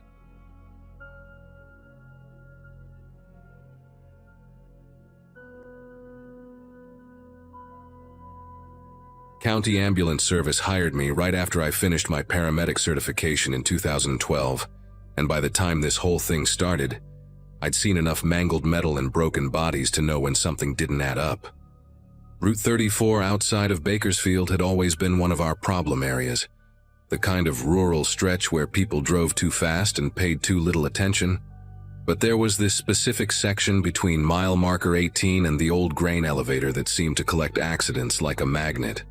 My partner, Ethan Briggs, who'd been running calls since before I was even thinking about this career, had this habit of going completely silent whenever dispatch sent us out there. He'd just grip the wheel a little tighter and stare straight ahead, and after enough shifts together, I learned not to ask why. The calls always came in during those dead hours between 2 and 4 in the morning, always single vehicle collisions, always loss of control on a perfectly straight section of road. The first time the pattern really registered in my brain was a Tuesday in March of 2018. Dispatch crackled through at 2:47 in the morning with the usual information: single vehicle accident, possible fatalities, Route 34 near mile marker 18. Ethan and I rolled out with lights blazing, cutting through the empty darkness of farmland on both sides. When we got there, a silver Dodge pickup was wrapped around a telephone pole like someone had folded it in half, driver's side completely destroyed. The guy inside was already dead. No amount of intervention was going to change that. A state trooper was on scene, young guy who looked like he might throw up any second, and he kept repeating that the driver must have been doing 70 or 80 to hit that hard. But the road was straight as an arrow at that point. No curves, no potholes, no deer or debris, nothing. The skid marks told the story though. The driver had suddenly jerked the wheel hard to the right, like he was swerving to avoid something directly in front of him. Except there was nothing there to avoid. 2 months later, it happened again. Same stretch of road, same time of night, 3:12 in the morning on a Friday in May. A red Toyota Camry this time, rolled 3 times according to the debris field, came to rest upside down in the drainage ditch. Young woman, maybe early 20s, still breathing when we got there, but barely. We worked her for 20 minutes on scene before loading her up and hauling toward the hospital, but she didn't make it. Ethan was the one who pointed it out to me as we were cleaning the rig afterward, his voice low and careful, like he was testing how I'd react. He said the Camry had gone off the road within maybe 30 feet of where the pickup hit back in March. Same side of the road, same sudden veer to the right, same inexplicable loss of control on a straight section with perfect visibility. I told him it was probably just a bad spot in the pavement, maybe an optical illusion with the road lights, something logical. But even as I said it, I didn't really believe it. And from the way Ethan just nodded and didn't argue, I could tell he didn't believe it either. The third accident sealed it for me. July 2018, a Wednesday night that was actually early Thursday morning, 2:33 when the call came through. By the time we pulled up with our light bar painting everything in red and white, I already had this sick feeling in my gut. White Ford Explorer, single vehicle, driver and passenger both dead on impact. The vehicle had veered right and hit the same telephone pole that the pickup had destroyed back in March.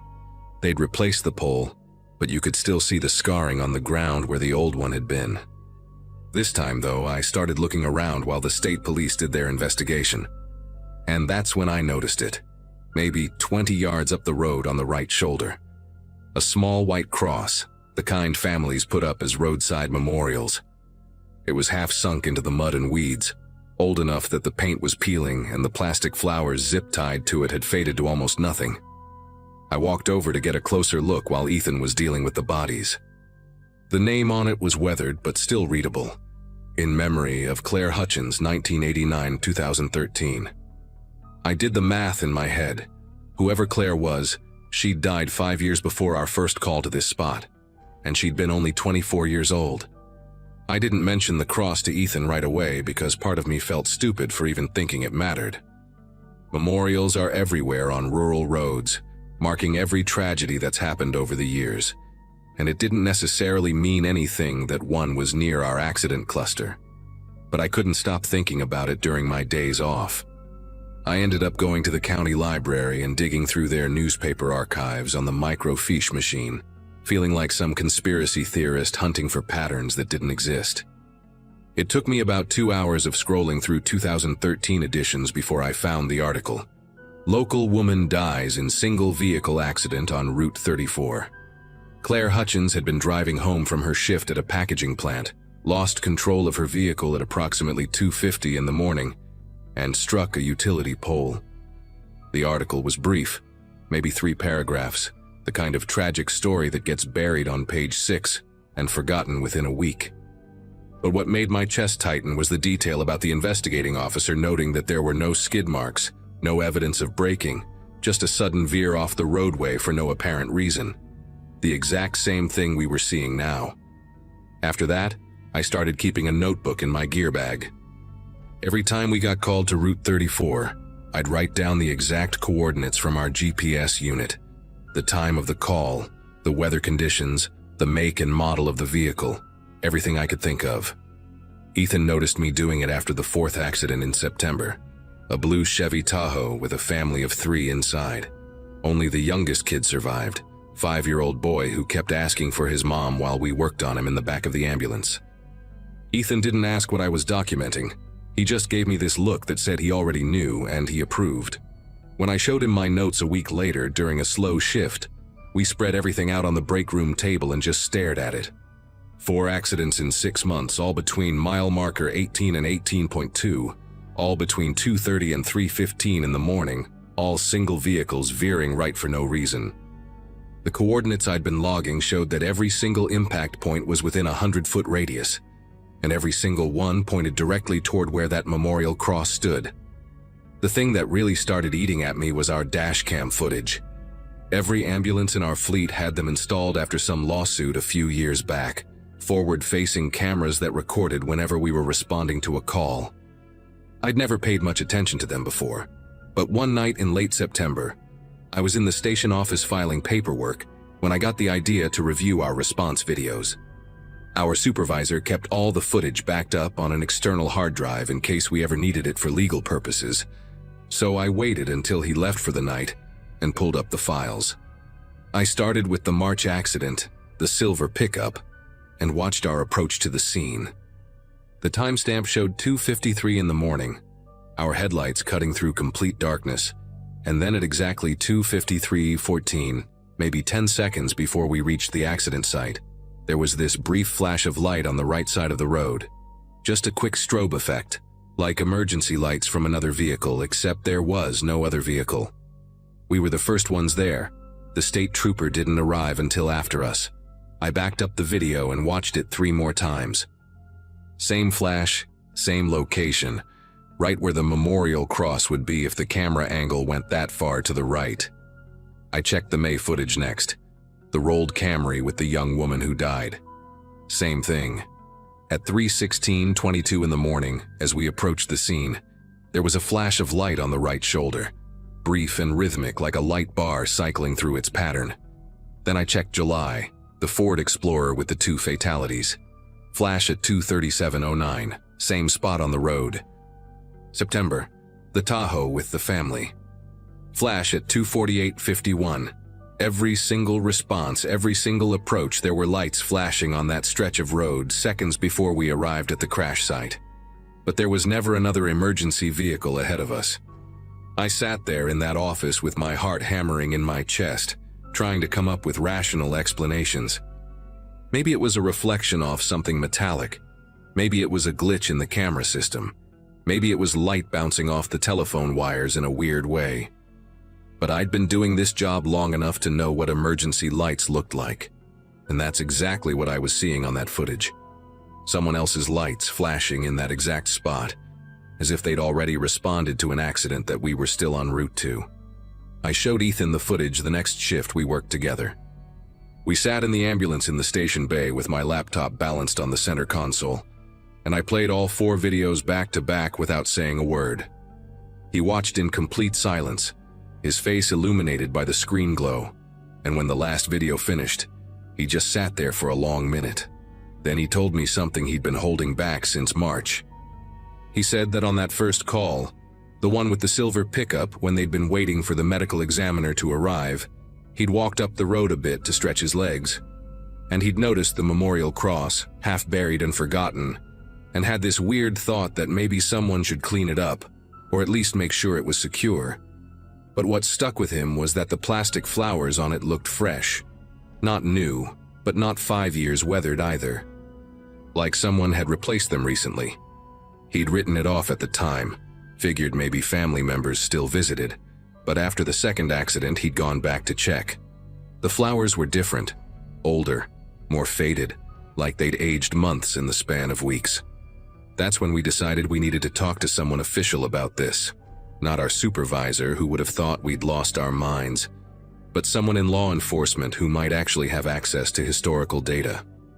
Ethan had a contact at the State Police Traffic Division, a sergeant named Brianna Wolf, who'd been investigating fatal accidents for over 15 years. We met her at a diner off Interstate 80 on our day off, brought all my documentation and the dash cam footage on a thumb drive. She listened to everything we had to say, looked through the notes, and I could see her expression shift from polite skepticism to genuine concern. She told us she'd need a few days to pull some files, but she'd look into it. A week later, she called me and asked if we could meet again. When we sat down, she had a manila folder about 2 inches thick sitting on the table in front of her. She'd gone back through every fatal accident report on Route 34 for the past 20 years. What she found made my skin go cold. There had been 19 fatal single-vehicle accidents on that exact stretch of road since 2013, all within that same 100-foot radius, all during those early morning hours. 19 people dead in the same spot where Claire Hutchins had died. Brianna pulled out another document from the folder, this one older and more worn. It was the full investigation report from Claire's accident in 2013, not just the newspaper summary I'd found. According to the responding officers, Claire had called 911 approximately 4 minutes before her crash. The call log showed she'd reported seeing flashing emergency lights on the shoulder of Route 34 near mile marker 18. Thought maybe there was an accident or a stranded motorist, and was slowing down to see if someone needed help. That was the last anyone heard from her. When emergency services arrived, they found her vehicle wrapped around the pole. No sign of any other car or any reason for lights to have been there. The investigating officer had noted in his report that it was possible Claire had been confused or drowsy from her late shift, maybe hallucinated the lights due to fatigue. But Brianna had highlighted something else in the report that made everything click into place.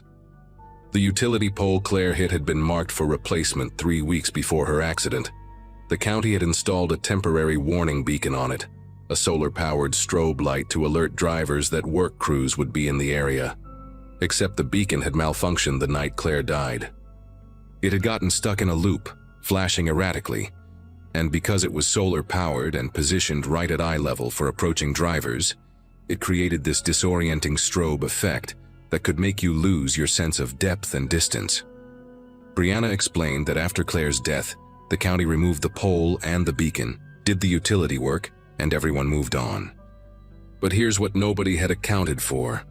That malfunctioning beacon had been mounted at the exact height and angle where modern LED light bars sit on emergency vehicles. And for drivers approaching from the west during those early morning hours, when you're tired and the road is empty and dark, your brain could still register an afterimage or a reflection pattern in that spot, especially if you were already primed to look for it because of the memorial cross. She'd brought in a traffic psychology expert who explained it to her, something called highway hypnosis combined with expectation bias. Drivers would see the cross, their subconscious would register it as a danger marker, and in that vulnerable state of late-night driving, their minds would fill in what they expected to see. Emergency lights, another accident, something to avoid. They'd swerve right, overcorrect, and lose control. The dashcam footage showing those flashes was likely lens flare from our own light bar, reflecting off the metal markers on the shoulder, but our brains interpreted it as separate lights because we expected to see an accident. We were literally creating the pattern we were trying to respond to. Brianna had already contacted the county highway department, and they agreed to remove the memorial cross and install proper warning signs and rumble strips along that section. They were also going to improve the shoulder lighting and add guardrails to prevent vehicles from hitting the utility poles. The county finished the work in December of 2018. They moved Claire's memorial to the cemetery where she was actually buried, installed reflective warning signs a quarter-mile before that section of road, and put in those rumble strips that shake your whole car if you drift toward the shoulder. They also replaced every utility pole in that area with breakaway models that collapse on impact instead of acting like solid walls. It's been over 6 years now, and we haven't responded to a single fatal accident on that stretch of Route 34. A few fender benders, one DUI who hit the guardrail and walked away with bruises, but nothing like what we saw in 2018. Ethan retired 2 years ago, moved to Arizona to be near his daughter, and we still text sometimes.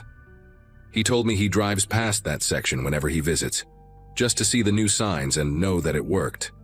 I still work for county ambulance, still run calls on Route 34, and sometimes during those quiet early morning hours, I'll slow down near mile marker 18 just to remind myself that the mind can be more dangerous than anything supernatural. 19 people died because of a broken light, a memorial cross, and the way our brains try to make sense of patterns in the dark. That's what keeps me up at night now. Not ghosts or curses, but the realization that sometimes the scariest things are just tragic coincidences that snowball into something worse. The road doesn't eat people anymore. We fixed it. But I'll never forget how close we came to just accepting it as bad luck and moving on. Hello everyone. Before we start, make sure to like and subscribe to the channel, and leave a comment with where you're from and what time you're watching. That way, YouTube will keep showing you stories just like this one. Now, let's begin. Atlanta winters never get truly cold, but that New Year's Eve carried a sharp bite that made everyone rush from their cars into the warmth of the house. I had driven down from Nashville that morning, 5 hours on the highway with nothing but podcasts and coffee to keep me company, chasing an invitation my friend Brianne had extended back in October. She lived in this gorgeous old Victorian near Grant Park, a shared house with 5 other people, the kind of place with wraparound porches and rooms that seemed to multiply the further you walked inside. 6 bedrooms, 2 living rooms, a basement someone had converted into a game room with a pool table, and vintage arcade cabinets. My 10-year high school reunion a few months earlier had reminded me how isolated I had become, working remotely as a data analyst, sometimes going 4 or 5 days without speaking to another human face to face. When Brianne promised this party would be legendary, that word felt like medicine.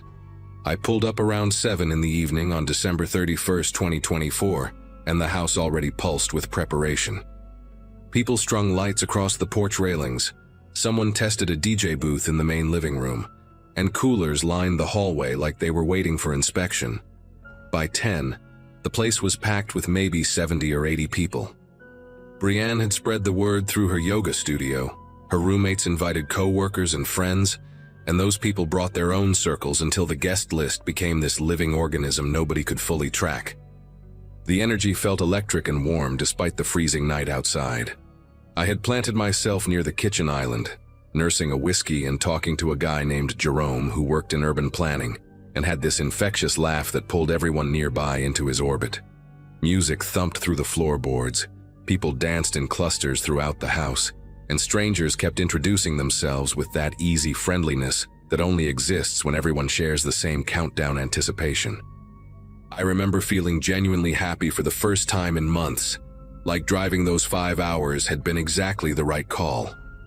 The house seemed to breathe with all that collective joy, windows fogging from body heat contrasting against the cold outside.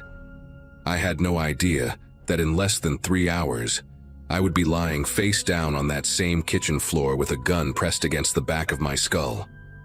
Around 11, I noticed a group of people I had not seen earlier in the night. 4 guys and 2 women, maybe late 20s, dressed nicely enough to blend in, but carrying themselves with a certain tension that registered somewhere in the back of my mind without fully surfacing. One of the guys wore a fitted black jacket and had a shaved head with a tattoo creeping up the side of his neck, something geometric that disappeared under his collar. He kept scanning the rooms like he was taking inventory, his eyes moving in quick, systematic sweeps while his friends laughed and grabbed drinks from the cooler. I told myself they were just new arrivals, friends of friends of friends, part of the endless chain of connections that had filled this house. Jerome had wandered off to find the bathroom, so I poured myself another whiskey and watched the group split up. 2 of them headed toward the basement stairs, another pair drifted into the back hallway where the bedrooms were, and the remaining 2 stayed in the living room near the front door. Looking back now, I can see they were positioning themselves. At the time, I just thought they were exploring the house like everyone else did when they first arrived. The countdown started at 11:58, everyone crowding into the main living room with champagne glasses and plastic cups raised high. Brienne had climbed onto a chair near the DJ booth, her face flushed and happy, leading the chant as the numbers descended. I found myself squeezed between Jerome, who had reappeared with a bottle of cheap Prosecco, and a woman named Valerie who taught kindergarten and kept adjusting the glittery tiara on her head. The whole room vibrated with voices shouting in unison, 10, 9, 8, and I felt that surge of collective hope that comes with watching one year die and another begin. When we hit 0, confetti exploded from somewhere near the ceiling. People screamed and hugged and kissed whoever stood closest. I hugged Jerome, then Valerie, then a complete stranger who smelled like peppermint schnapps.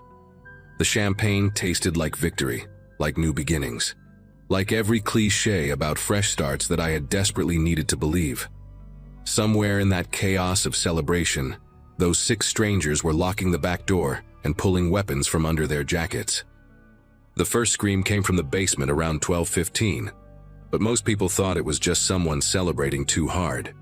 The music kept pumping, conversations kept flowing, and I had wandered back to the kitchen to grab some water because the whiskey was starting to make my head swim. That was when the guy with the neck tattoo walked in with a pistol in his hand, followed by one of the women holding what looked like a sawed-off shotgun against her hip. He did not yell or make a scene at first.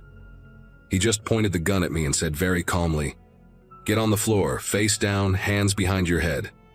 His voice had no panic in it, no adrenaline shake, just the flat tone of someone following a rehearsed script. I dropped so fast my knees cracked against the tile. Within seconds, 3 other people in the kitchen were beside me. A girl in a sequined dress crying quietly into the floor, and 2 guys who kept asking what was happening, what the hell was happening.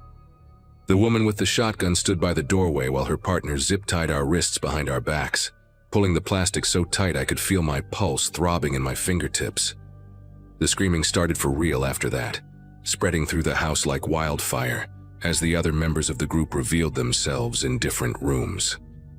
I could hear furniture crashing somewhere above us, heavy footsteps thundering across the old hardwood, voices shouting commands to get down, shut up, hand it over. From my position on the kitchen floor, cheek pressed against cold tile that smelled like spilled beer, I could only see boots moving back and forth and hear the chaos unfolding in fragments. Someone was sobbing in the next room, deep wrenching sobs that sounded like they came from a grown man. Glass shattered somewhere, maybe a window, maybe a mirror. The guy with the neck tattoo crouched down next to me and pressed the barrel of his gun against the base of my skull, the metal so cold it burned, and asked where the safe was. I told him I did not live here, I was just visiting. I did not know anything about a safe. He pressed harder, grinding the barrel into my scalp, and asked again. His breath smelled like cigarettes and something sweet, maybe the rum punch Brienne had made. Brienne. The thought of her hit me like a punch to the chest. I had no idea where she was in all this chaos. If she was safe, if she was hurt, if she was even still in the house. The guy must have seen something change in my face because he laughed, this low chuckle that had no humor in it, and told me not to worry about my friends right now. He said I should worry about myself, about giving them what they wanted so everyone could go home with all their fingers attached. That specific detail, the fingers, made something inside me go very still and very cold. These were not amateurs grabbing whatever they could and running. They had planned this, studied the house, probably watched the party fill up through the windows before deciding the moment was right. The woman with the shotgun started going through purses and jackets piled on the kitchen counter, dumping wallets and phones into a black duffel bag with mechanical efficiency. She found a laptop in someone's backpack and added that too. The guy finally lifted the gun from my head and moved toward the hallway, barking orders to someone I could not see about checking the bedrooms upstairs. They herded all of us into the main living room over the next 20 minutes, maybe 60 people forced to sit on the floor, with our backs against the walls while 2 of them stood guard with weapons drawn. The DJ booth had been knocked over, equipment scattered across the hardwood, and the champagne glasses we had raised at midnight now lay shattered in glittering piles that cut into people's legs when they shifted position. I found Brienne across the room, her face streaked with mascara and tears, a bruise already forming on her left cheekbone where someone had struck her. Our eyes met and she mouthed something I could not understand. Maybe, "I'm sorry," or "Are you okay?" But I just nodded slightly to let her know I was alive. Jerome sat a few feet away from me, his earlier warmth completely gone, replaced by a pale stillness that made him look like a different person entirely. The group worked the room systematically, taking jewelry, watches, wallets, phones, anything valuable they could strip from the partygoers. One woman near the window refused to give up her engagement ring, said it had been her grandmother's, and one of the guys pistol whipped her so hard she collapsed sideways into the person next to her. Someone had managed to call 911 before the phones were collected, I found out later. A guy named Dennis who worked with one of Brienne's roommates had hidden in the basement bathroom when the chaos started, crouched behind the toilet with his phone's brightness turned all the way down. He whispered the address to the dispatcher, described what was happening, begged them to send help. But it was New Year's Eve in Atlanta, and every cop in the city was dealing with drunk drivers, domestic disputes, celebratory gunfire, bar fights spilling onto sidewalks. The dispatcher told him units were responding, but it might take time given the holiday volume. Dennis stayed on the line for 11 minutes before one of the robbers found him, kicked in the flimsy bathroom door, and dragged him upstairs by his collar.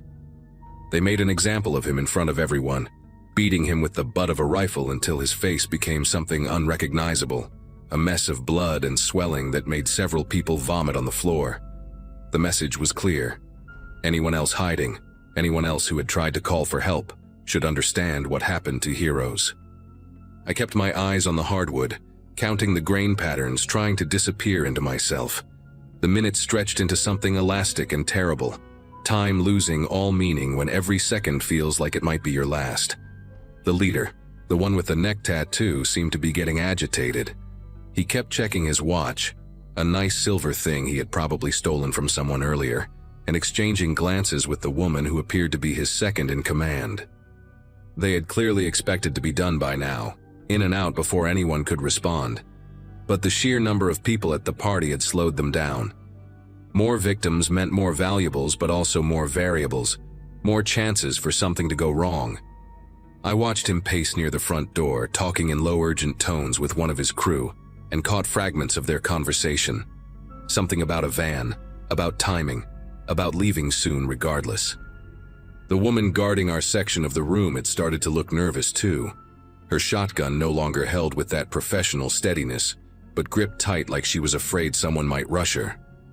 I could feel the energy shifting in the room, the terror mixing with something else now. A desperate calculation happening behind dozens of pairs of eyes as people started to wonder if compliance would actually save them. The sirens came at 1:47 in the morning, distant at first but growing louder, until they seemed to surround the house from every direction. I will never forget the way the leader's face changed when he heard them, that calm professional mask cracking into something raw and furious. He started shouting orders, his crew scrambling to grab the duffel bags stuffed with our belongings, and for one horrible moment I thought they were going to start shooting us to eliminate witnesses. The woman with the shotgun swung her weapon toward the windows like she expected cops to come crashing through at any second. But the leader made a different call. He grabbed Brienne by the hair, yanked her to her feet, and announced that they were taking insurance with them. 2 other robbers grabbed a man I did not recognize, and Valerie, the kindergarten teacher with the glittery tiara now hanging crooked and stained with someone else's blood. They dragged the 3 of them toward the back of the house while the rest of the crew covered their retreat, and I screamed Brienne's name so loud my throat tore. She looked back at me one time, her eyes wide with terror, before she disappeared through the kitchen doorway.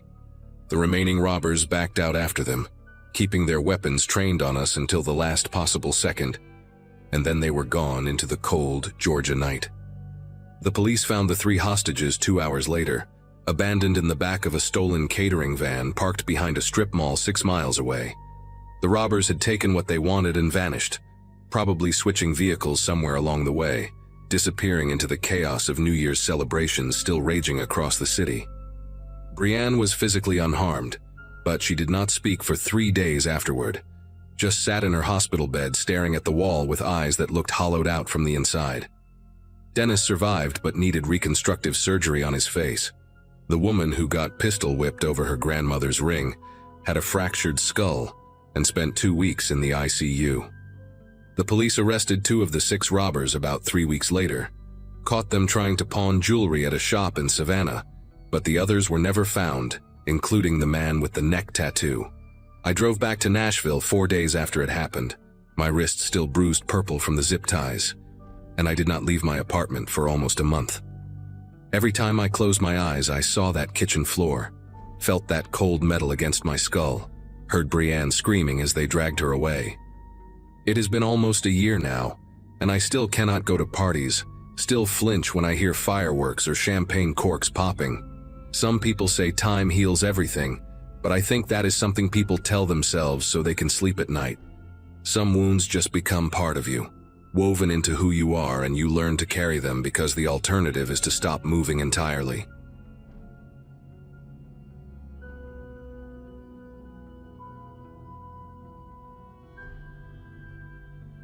My girlfriend Nicole and I had been together for almost 3 years when New Year's Eve 2017 rolled around. We were living in a small apartment in Boise, Idaho, both of us working jobs that paid just enough to cover rent and the occasional date night. She was a veterinary technician at an animal clinic near the mall, and I had been doing IT support for a regional insurance company since dropping out of college a few semesters before finishing my degree. That December had been brutal for both of us. Long hours, difficult customers, the kind of exhaustion that makes you want to hide from the world rather than celebrate with it. So when Nicole suggested we skip the downtown festivities and find somewhere quiet to watch the fireworks, just the 2 of us, I thought it sounded perfect. Neither of us was the type to enjoy packed bars or freezing in a crowd of drunk strangers. We wanted something intimate, something peaceful. I had no idea how wrong that night would go. I knew about a spot called Ridgeline Point, about 40 minutes outside the city, up a winding mountain road that led to a small overlook with a clear view of the valley below. A coworker had mentioned it once, said he used to take his wife there when they were dating. The drive up was quiet, just the hum of my old Ford Ranger and some acoustic playlist Nicole had put together on her phone.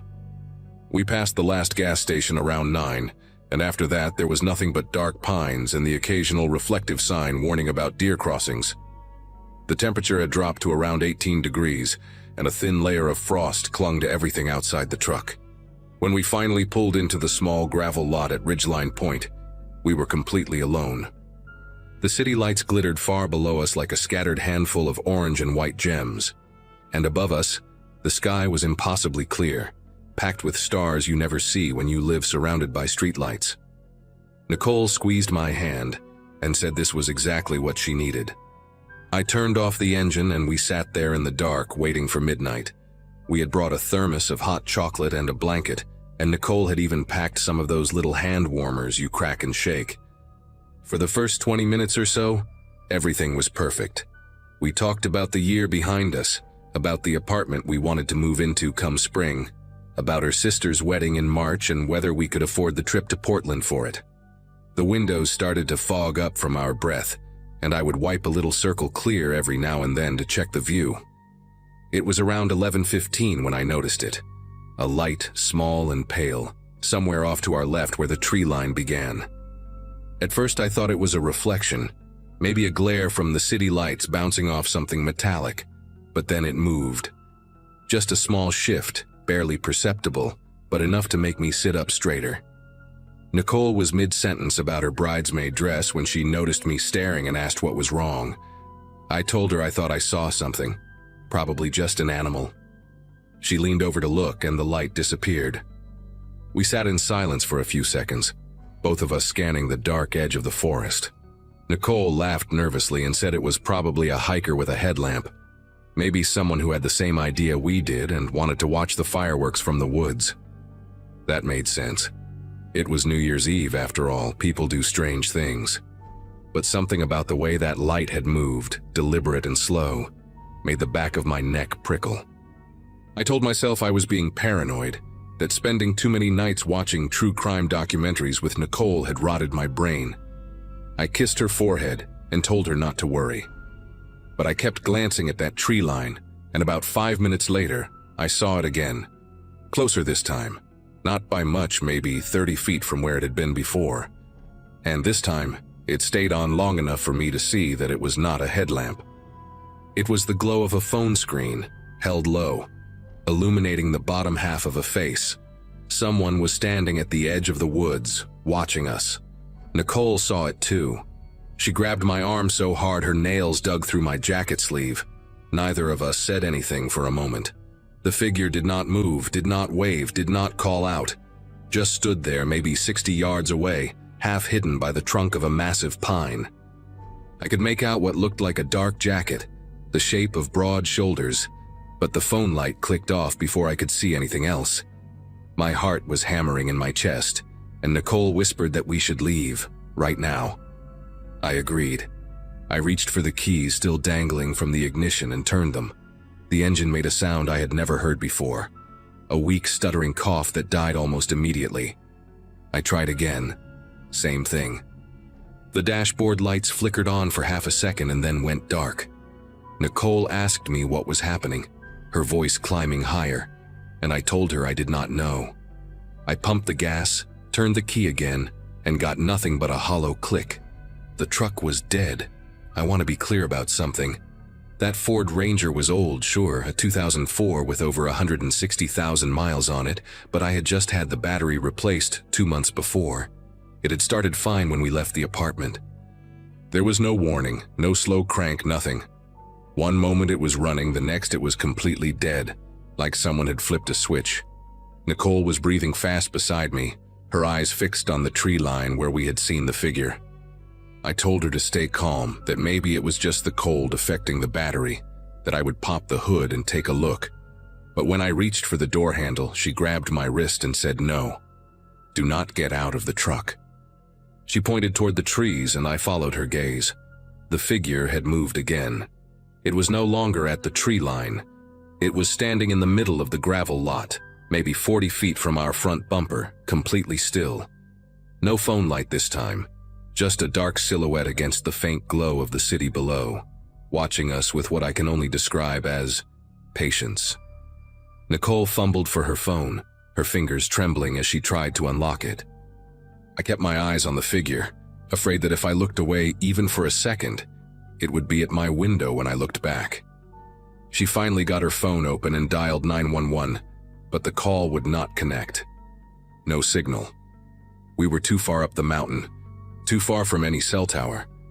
She tried again, then again, and each time the screen just showed that spinning circle before giving up. I grabbed my own phone and had the same result. We were completely cut off.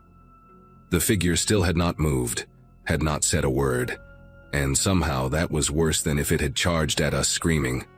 There was something calculating about the stillness, like a predator that knows its prey has nowhere to go. Nicole started crying. Quiet sobs that she tried to muffle with her hand. I put my arm around her and told her we were going to be okay, but I did not believe it. My mind was racing through options. Lock the doors, honk the horn, use the truck as a barrier, but none of them seemed like enough. And then the figure took a step forward. It was a slow step, deliberate, almost casual, like someone out for an evening stroll. Then another step, and another. I laid on the horn, pressing it as hard as I could, but nothing happened. No sound. Whatever had killed the battery had killed everything else too. Nicole screamed at me to do something, and I felt completely useless, trapped in this metal box with the woman I loved while something terrible walked toward us. I reached under my seat, hoping to find anything I could use as a weapon, and my fingers closed around a tire iron I had forgotten was there. It was not much, but it was something. I told Nicole that if this thing got to us, I was going to fight. She nodded, mascara running down her cheeks, and grabbed the thermos. Heavy, stainless steel, better than nothing. The figure was maybe 20 feet away now, close enough that I could make out more details. A man, tall, wearing a dark canvas jacket and work boots. His face was still obscured by shadow, but I could see his hands hanging loose at his sides. He was not holding anything. Somehow that scared me more. What kind of person approaches a stranded couple in the middle of nowhere, at night, in the freezing cold, with empty hands and no words? He was 10 feet from the hood of the truck when headlights swept across the lot. For a split second, the man was fully illuminated.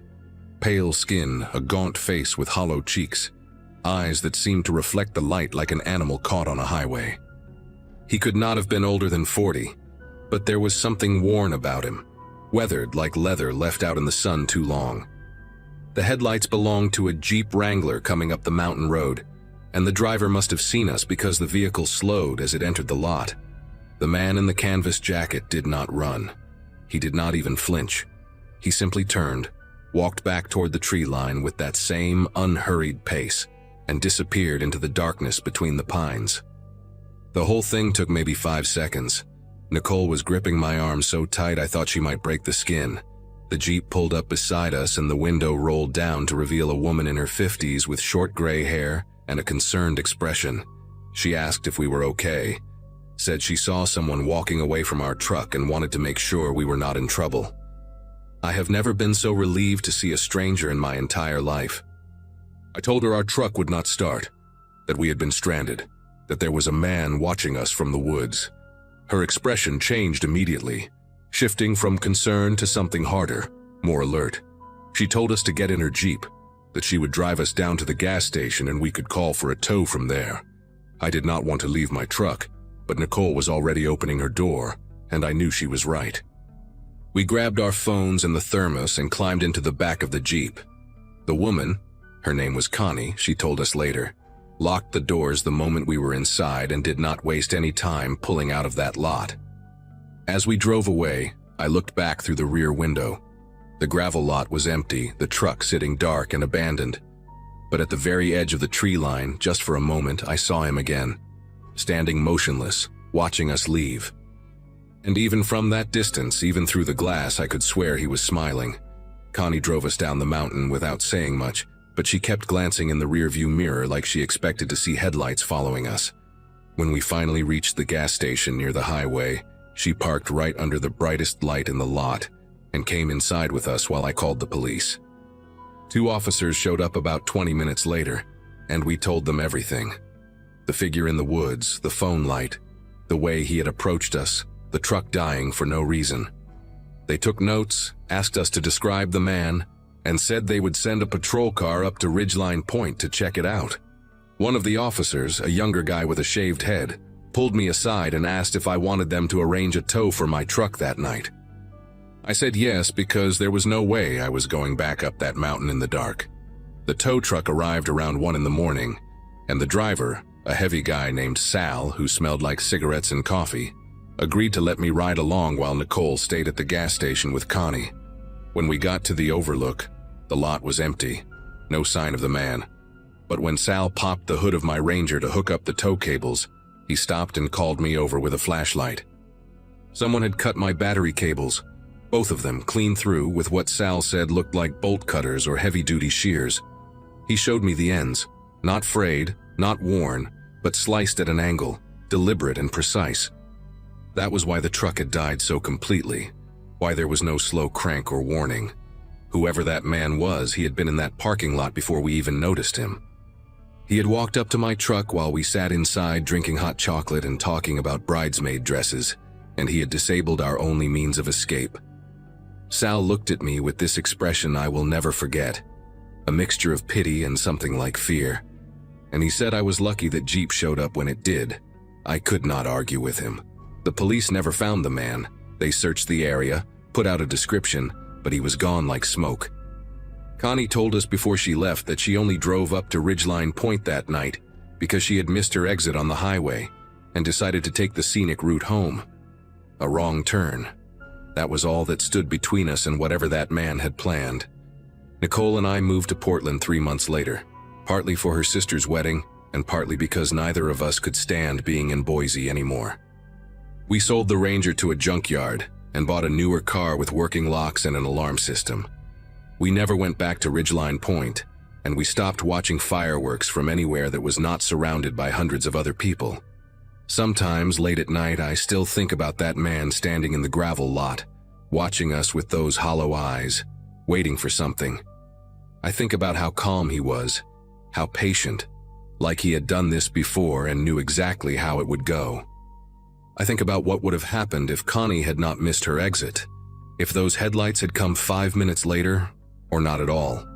The police told me a few weeks after that they had found an abandoned campsite in the woods near the overlook, a tent, some canned food, a sleeping bag that looked like it had been used for months. They also found a duffel bag with duct tape, zip ties, and a hunting knife with a 9-inch blade. No fingerprints, no ID, nothing that could tell them who he was or where he went. The detective who called me said they suspected he had been living up there for a while, waiting for the right opportunity, waiting for someone like us. I thanked him for the update, hung up the phone, and sat in the dark for a long time. Nicole found me there an hour later, and we held each other without saying a word. Some things do not need to be spoken. You just carry them with you, quiet and heavy, for the rest of your life.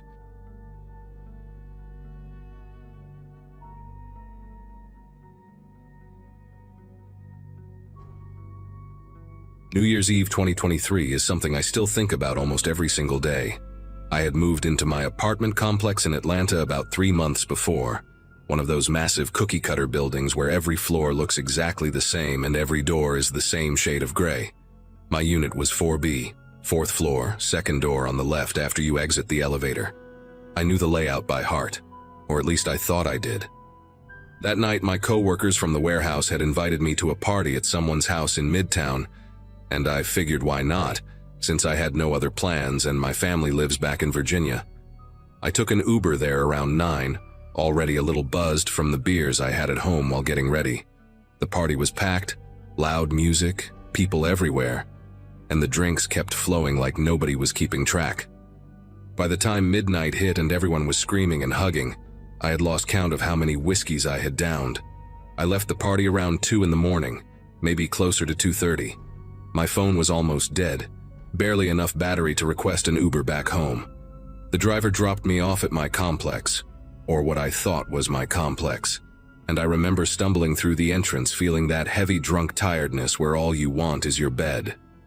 The lobby looked right, same tile floors, same mailboxes on the wall, same elevator with the scratched metal doors. I pressed the button for the 4th floor and leaned against the wall, eyes half closed, just waiting to get horizontal. When the doors opened, I walked out and turned left like I always do, counting the doors until I reached what I believed was 4B. I pulled out my keys, shoved one into the lock, and when it didn't turn, I just assumed it was because I was drunk and my coordination was garbage. I tried again, wiggling it, pushing the door a little, and then I heard a click. The door opened. In my wasted state, I didn't question it, I just walked inside. The first thing I noticed was the smell. It wasn't my apartment. My place smells like the cheap air freshener I buy at the dollar store, that fake ocean breeze scent. This place smelled like cigarettes and something else, maybe fried food or old grease, but my drunk brain didn't process it as a warning sign. I just thought maybe I had left some food out or something. The layout was identical to mine. The small entryway leading into the living room, Kitchen to the right, hallway to the bedrooms on the left.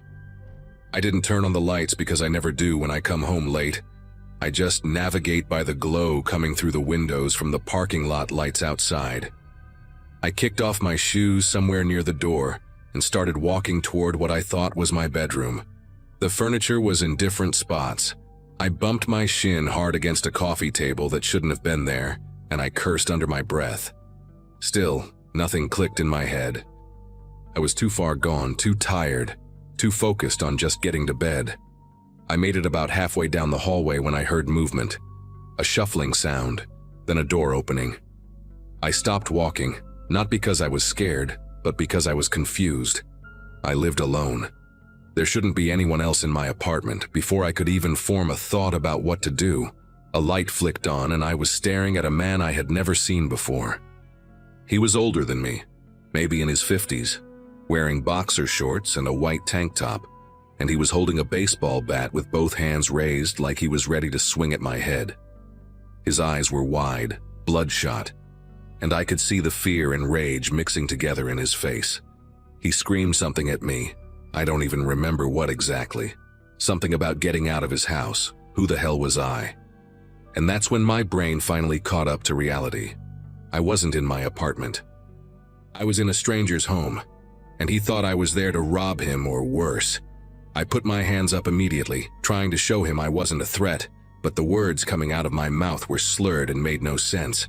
I kept saying I was sorry, that I thought this was my place, that I lived in 4B, but he wasn't listening. He kept screaming, backing me toward the wall, that bat never lowering an inch. I could see his arms shaking, not from weakness, but from pure adrenaline, and I knew right then that if I made one wrong move, he was going to crack my skull open. Behind him, a woman appeared in the hallway, probably his wife, and she was screaming too, telling him to call the police, asking who I was and what I wanted. The noise was overwhelming. My head was pounding from the alcohol and now from the panic flooding my system. I tried to take a step back and my foot caught on something, maybe a shoe or a rug, and I stumbled. That small movement, that tiny loss of balance, was almost the end of me. The man swung. I don't think he meant to kill me, but in that moment, with that much fear pumping through him, he wasn't thinking straight either. The bat came down and I twisted my body just enough that it caught my left shoulder instead of my head. The pain was immediate and blinding, like someone had set my entire arm on fire. I hit the ground hard, my face smacking against the hardwood floor, and I tasted blood in my mouth.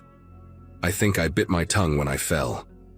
The woman was still screaming, and now I was screaming too, begging him to stop, telling him over and over that it was a mistake, that I was drunk, that I got the wrong apartment.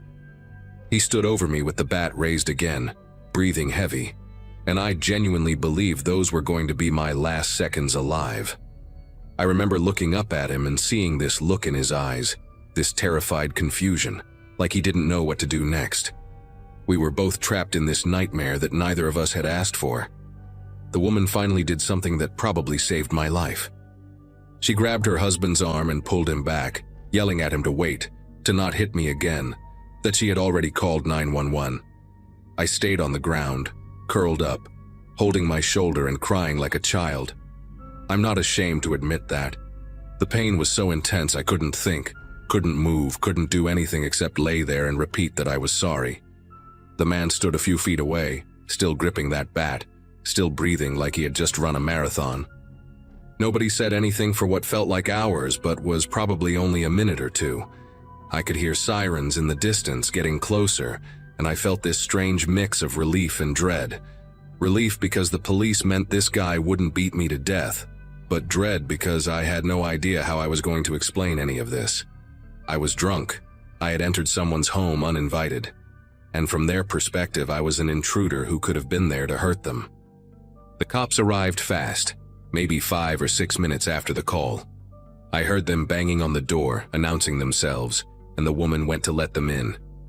2 officers came into the hallway with their guns drawn, shouting commands, and I just stayed on the floor with my hands visible because I had seen enough news stories to know how badly things can go when police show up to a reported break-in. They handcuffed me first, which hurt like hell because of my shoulder, and then started asking questions. The man and woman were both talking over each other, explaining that they woke up to find me inside their apartment, that they thought I was a burglar. I tried to tell my side, but I was still slurring my words and probably making things worse with every sentence. One of the officers checked my wallet, saw my ID, and then asked me what my address was. When I told him, he looked at me with this expression I will never forget, like he was trying to figure out if I was lying or just incredibly stupid. He asked me if I knew where I was, and I said 4B, 4th floor. He shook his head and told me I was in Building C, not Building B. Same apartment number, same floor, different building entirely. The complex where I lived had 4 identical buildings arranged in a square around a central parking lot. Building A, B, C, and D, all looking exactly the same. Same brick exterior, same gray doors, same everything. The Uber driver had dropped me off at the wrong entrance, and in my drunken haze I hadn't noticed. I walked into Building C thinking it was Building B, went up to the 4th floor, found apartment 4B, and somehow the door had been unlocked. The officer asked the couple if they had locked their door before going to bed, and the woman's face went pale. She admitted they had come home from a New Year's party themselves, also pretty drunk, and she couldn't remember if she had turned the deadbolt. That one small oversight, that one moment of forgetfulness, had led to all of this. The man who had hit me was sitting on the couch now, his face in his hands, and I could see his shoulders trembling. I think he was crying too. He thought he was protecting his home, his wife, his life. He thought I was someone coming to hurt them. The paramedics showed up shortly after and examined my shoulder. They said it wasn't broken, just badly bruised, but I should go to the hospital to get it properly checked. The officers took statements from everyone, and the whole time I kept apologizing, kept trying to explain, kept feeling like the biggest idiot on the planet. The man, whose name I learned was Gregory, eventually came over to where I was sitting on the floor near the front door. He didn't say much, just stood there looking at me with these tired, sad eyes, and then he said he was sorry for hitting me. I told him I understood, that I would have done the same thing if I woke up to find a stranger in my home. We just looked at each other for a moment, 2 people who had been thrown into a violent confrontation because of a series of stupid mistakes and bad luck. Neither of us wanted to be there. Neither of us had meant for any of this to happen. But it happened anyway, and now we both had to live with it. The police decided not to charge me with anything. They could see it was a genuine mistake, and Gregory confirmed he didn't want to press charges. His wife, whose name was Marlene, even offered to drive me to the hospital, but I declined. I just wanted to get out of there, to get away from that apartment and everything that had happened inside it. One of the officers walked me out of the building and pointed toward Building B, my actual building, just about 50 feet away. 50 feet. That's all the distance between where I was supposed to be and where I ended up. I walked to my real apartment in a daze, my shoulder throbbing with every step, my mouth still tasting like blood. When I got to my door, I just stood there for a long time, staring at the number 4B, thinking about how different things could have been. If Gregory had aimed for my head instead of my shoulder, if he had swung harder, if they had owned a gun instead of a baseball bat, I could have died that night over a wrong turn and an unlocked door. The thought made my legs feel weak, and I had to lean against the wall to keep from falling. I went to the hospital the next morning and they confirmed what the paramedics said. Just severe bruising, nothing broken. The physical pain faded after a few weeks, but the rest of it stayed with me much longer. I moved out of that complex 2 months later. I couldn't stand looking at those identical buildings anymore, knowing that one of them held a couple who would probably never forget the night a stranger stumbled into their home. I still don't drink the way I used to. I check every door twice before I walk through it now. And sometimes when I'm lying in bed at night, I think about Gregory standing over me with that bat, and I think about how close I came to not waking up on New Year's Day. It wasn't supernatural. It wasn't some horror movie plot. It was just life, random and cruel, a chain of small mistakes that almost ended with me dead on a stranger's floor. That's the part that scares me the most. There was no villain, no monster, just 2 drunk couples, 4 identical buildings, and 1 unlocked door.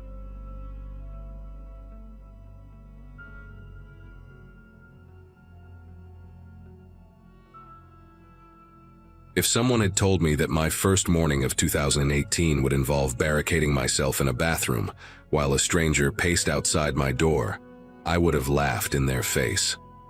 But let me start from the beginning.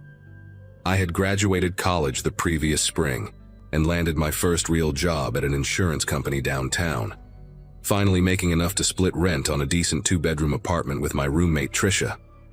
We had spent the earlier part of the evening at a massive house party thrown by a coworker named Jerome, the kind of party where you lose track of time and suddenly realize it is nearly 2 in the morning.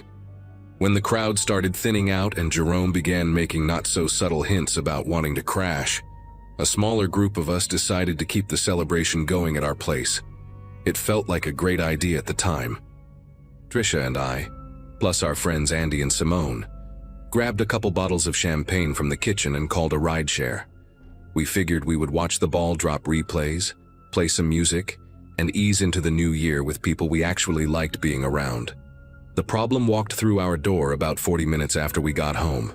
Andy had mentioned he ran into some guy named Wallace at the party, someone he vaguely knew from a flag football league that had dissolved 2 years prior. I never got the full story of how Wallace ended up tagging along, but suddenly there he was, stepping into our living room with a half-empty bottle of whiskey and a grin that seemed just a little too wide for the situation. He was tall, maybe 6'3", with a shaved head and these pale gray eyes that never seemed to blink at a normal rate. The first thing he said to me was not hello or Happy New Year, but a comment about how our apartment smelled like vanilla and cinnamon, and how that reminded him of his grandmother's house before she died. I forced a polite laugh and glanced at Trisha, who gave me a look that said she was already counting the minutes until this stranger would leave. None of us knew yet that he had no intention of leaving at all. For the first hour or so, Wallace was just awkward. He laughed too loud at jokes that were not funny, interrupted conversations to share random facts about himself, and kept refilling his glass even though nobody offered. He told us he worked in pharmaceutical sales, then later said he was between jobs, then even later mentioned something about a lawsuit against a former employer. The details never quite added up, but we were all tipsy enough to let it slide. What bothered me more was how he moved through the apartment like he owned it. He opened our refrigerator without asking, commented on the leftovers inside, picked up framed photos from the shelf and studied them too closely. At one point, he wandered down the hallway toward the bedrooms, and I had to call out that the bathroom was the other direction. He smiled at me when he came back, but there was no apology in it, just this flat acknowledgement that he had been caught doing something he knew he should not be doing. By 3:30, Simone was asleep on the love seat, and Andy was fading fast on the floor with a throw pillow under his head. Trisha and I exchanged glances across the room, both of us exhausted and ready for the night to end. I stood up and stretched, making a show of yawning loudly, hoping Wallace would take the hint. Instead, he settled deeper into the armchair and kicked off his shoes, revealing mismatched socks, one black, one dark green, and feet that looked like they had not seen soap in days. I cleared my throat and said something about how it was getting really late, how we all had to be up in the morning even though that was a lie. Wallace just nodded slowly, his pale eyes fixed on the television, even though the screen had gone dark 10 minutes ago. He said he was not tired yet, that he was a night owl, that he would just hang out for a little while longer if that was cool with us. The way he said it made clear he was not actually asking for permission. Trisha tried next. She was always better at being direct than me, the kind of person who could tell a telemarketer to go to hell without raising her voice. She stood up and said it was time for everyone to head out, that she would call a cab for whoever needed one. Andy stirred on the floor and mumbled something about crashing on the couch, which was fine because Andy was practically family, but Wallace did not move. He just tilted his head slightly and said he did not have anywhere to go tonight, that his roommate had changed the locks while he was out and he could not get back in until morning. The story sounded rehearsed, like he had used it before in situations exactly like this one. Trisha asked if he had any friends he could call, any family nearby. Wallace shook his head slowly, and for a moment his expression shifted into something that almost looked like pity, not for himself, but for us, as if we were the ones who did not understand how this was going to go. He said he would just sleep in the chair, that we would not even know he was there. His voice had dropped to something quieter, almost gentle, and that scared me more than if he had shouted. I pulled Trisha into the kitchen under the pretense of cleaning up. We whispered back and forth, trying to figure out what to do. Calling the police felt like an overreaction. The guy was weird, sure, but he had not technically done anything threatening. We thought about waking Andy and having him deal with it since Wallace was supposedly his acquaintance. But Andy was barely conscious and would probably just make things more awkward. Trisha suggested we just go to our rooms and lock our doors. Let Wallace sit in the living room all night if that was what he wanted, and deal with kicking him out in the morning when we were sober and rested. It seemed like the safest option, the path of least resistance. I grabbed my phone from the counter and we walked back into the living room to say goodnight.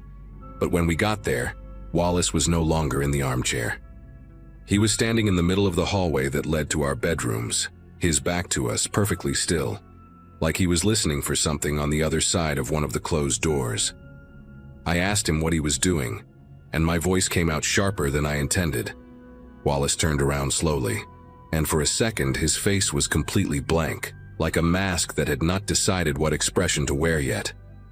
Then he smiled and said he was just looking for the bathroom again, that he had forgotten which door it was.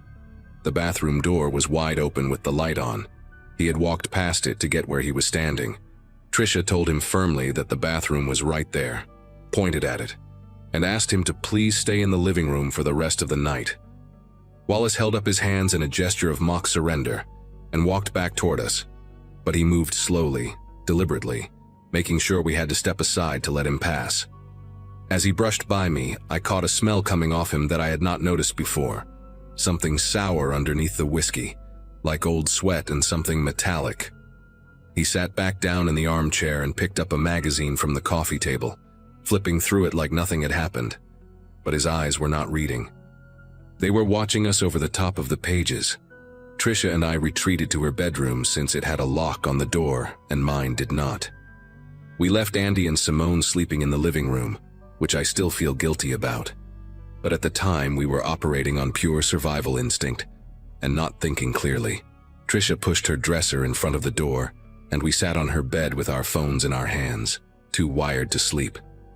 We could hear Wallace moving around in the apartment, the creak of the floorboards, the sound of cabinets opening and closing in the kitchen, the refrigerator door. At one point we heard him try the handle of the bathroom door, then the handle of my bedroom door, each one a soft click followed by silence.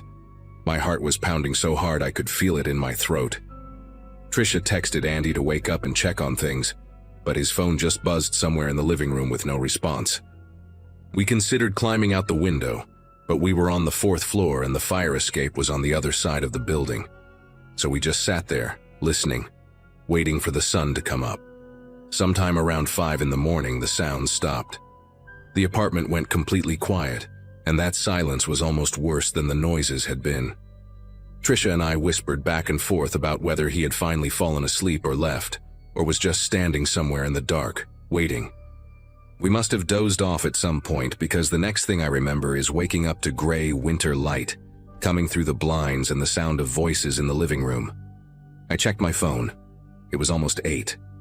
Trisha was already awake, her eyes red and puffy, and she pressed a finger to her lips before carefully moving the dresser away from the door. We opened it just a crack and listened. I could hear Andy talking, his voice confused and groggy, asking someone where his jacket was. And then I heard Wallace, calm as anything, saying he had moved it to the coat closet because it was blocking the heater. Like he lived there, like he had every right to reorganize our belongings. Trisha and I looked at each other, and I saw my own exhausted fury reflected in her face. This was over. We were ending it now. We walked into the living room together, and the scene that greeted us made my chest tight with anger. Wallace was sitting at our small dining table eating a bowl of cereal. Our cereal from our cabinet, with our milk, scrolling through his phone like it was any normal morning. Simone was awake now too, sitting on the edge of the love seat looking deeply uncomfortable, her purse clutched in her lap like she was ready to bolt. Andy was standing by the window with his arms crossed, and I could tell from his expression that he had finally realized something was very wrong with his supposed acquaintance. When Wallace saw us, he lifted his spoon in a little wave and said good morning, asked if we had slept well, mentioned that we were almost out of milk. I walked straight to the front door and opened it wide. The cold January air rushed in, and I told Wallace it was time for him to leave. My voice was shaking, but I did not care anymore. He looked at me for a long moment, chewing slowly, and then he asked where exactly I expected him to go. That was when Andy finally stepped up. He moved toward the table and told Wallace in a firm voice that he needed to leave right now, that this was not his apartment, and he had overstayed his welcome by about 6 hours. Wallace set down his spoon and leaned back in the chair, looking between all of us like he was calculating something.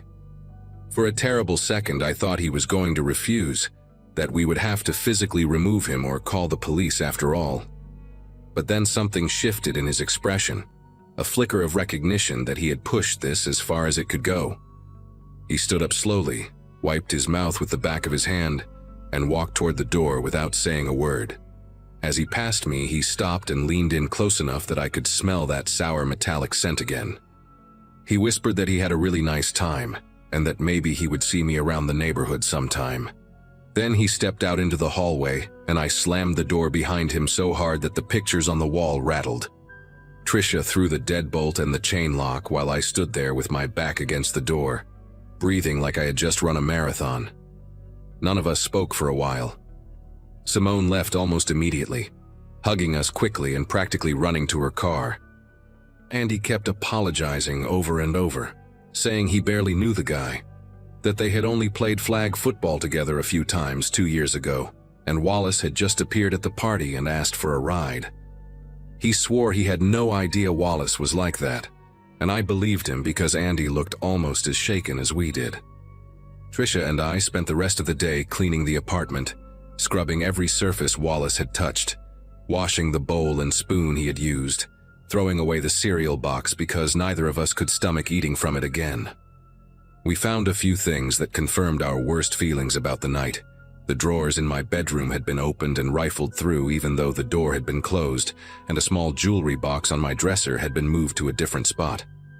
Nothing was missing as far as I could tell, but knowing he had been in there, touching my things while I slept just a few feet away behind a locked door, made me feel violated in a way I still cannot fully describe. We changed the locks the next day, and I did not sleep well for weeks. I never saw Wallace again, but sometimes when I am out in the city and I see a tall man with a shaved head, my whole body tenses up, and I have to remind myself to breathe. Some lessons stay with you forever, and the one I learned that night was simple. Trust your instincts when someone makes you uncomfortable, because the cost of being polite can be way too high.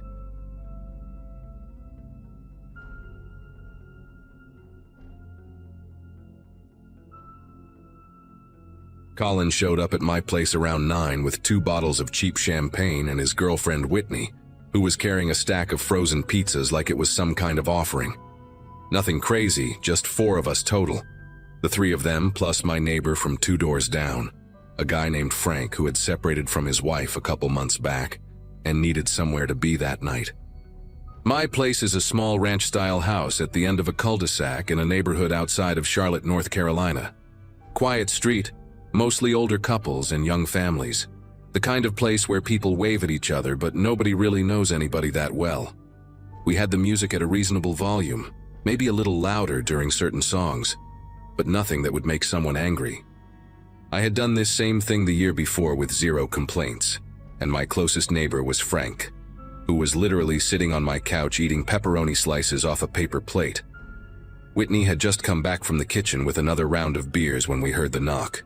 It was firm, 3 solid hits on the front door, the kind of knock that makes you stop mid-sentence. I remember checking my phone and it was 11:47. I know because I was about to text my mom a Happy New Year, since she always went to bed early. Colin muted the speaker and we all just kind of looked at each other. Frank made a joke about it being the cops, and we laughed because it seemed ridiculous. I got up and walked to the door, not thinking much of it. Through the small window next to the door, I could see a guy standing on my porch, maybe mid-40s, wearing a dark jacket and jeans. He had his hands clasped in front of him like he was waiting patiently. I opened the door about halfway, leaving the chain on because something about the way he was standing made me want to keep a barrier there. He smiled when he saw me and said he was responding to a noise complaint from one of the neighbors that someone had called about loud music. I asked him who complained, and he just said it was anonymous, that he was not allowed to share that information. His voice was calm, almost too calm, like he had rehearsed this conversation in his head a dozen times before knocking. I noticed he did not have a badge, no uniform, nothing that would indicate he was with the police or any kind of official noise enforcement. When I asked if he was a cop, he paused for just a second, a tiny hesitation that most people would miss, and said he was with the neighborhood association. That did not sit right with me because I had lived in that house for almost 3 years and never once heard of any neighborhood association. We did not have an HOA, no community board, nothing like that. I told him we would keep it down and started to close the door. He put his hand on the frame, not aggressively, but firmly enough that the door stopped moving. He said he needed to come inside to verify the noise level, that it was standard procedure. That was when Colin appeared behind me. He is a big guy, played football in high school and still lifts regularly, and I think his presence changed the dynamic immediately. The man on the porch took a small step back, his eyes shifting from me to Colin and then back to me. I told him again that we would keep it down, that there was no need for him to come inside, and that I did not know who he was. He smiled, but it was not a friendly smile. It was the kind of expression someone makes when they are trying to appear calm, but are actually calculating something. He said fine, that he would check back later, and then he turned and walked down the porch steps toward the sidewalk. I closed the door and locked it, and Colin asked me what the hell that was about. I told him I had no idea, but something about the whole interaction made me uneasy. Whitney came over and asked if everything was okay, and I said yes, but I walked to the front window and watched the man. He did not go to a car. He walked to the end of my driveway and just stood there, looking back at the house. Frank joined me at the window and said that guy was not from around here. He knew most of the people on the street, at least by face, and he had never seen this man before. We watched him for maybe 2 minutes, which does not sound like a long time, but when someone is standing at the end of your driveway staring at your house in the dark, 2 minutes feels like forever. Then he turned and walked slowly down the sidewalk, disappearing around the curve of the cul-de-sac where the streetlight did not reach. Colin suggested we call the police, but I hesitated. What would I even say? Some guy knocked on my door claiming to be from a neighborhood association, and then stood in my driveway. It sounded ridiculous even in my own head. Whitney said we should at least lock all the doors and check the windows, which we did. I went through every room in the house, making sure the latches were secure. When I got to the back bedroom, I looked out into the backyard and saw nothing but darkness and the fence line. I told myself I was overreacting, that the guy was probably just some lonely weirdo who wanted attention on New Year's Eve. We tried to get back into the mood after that, but it was difficult. The music was playing again, but quieter now, and nobody was really talking much. Frank kept glancing at the front window every few minutes. Whitney was texting someone, probably her sister, and Colin was sitting on the couch with his arms crossed, looking irritated. I opened another beer and checked my phone. It was 12:03, which meant we had missed the countdown completely. I had not even noticed midnight passing. That bothered me more than it should have, like the whole night had been stolen by this stranger who had no business being at my door. Around 12:15, Colin said he was going to step outside for some air, and I told him I would go with him. We walked out the back door onto the small patio I have behind the kitchen.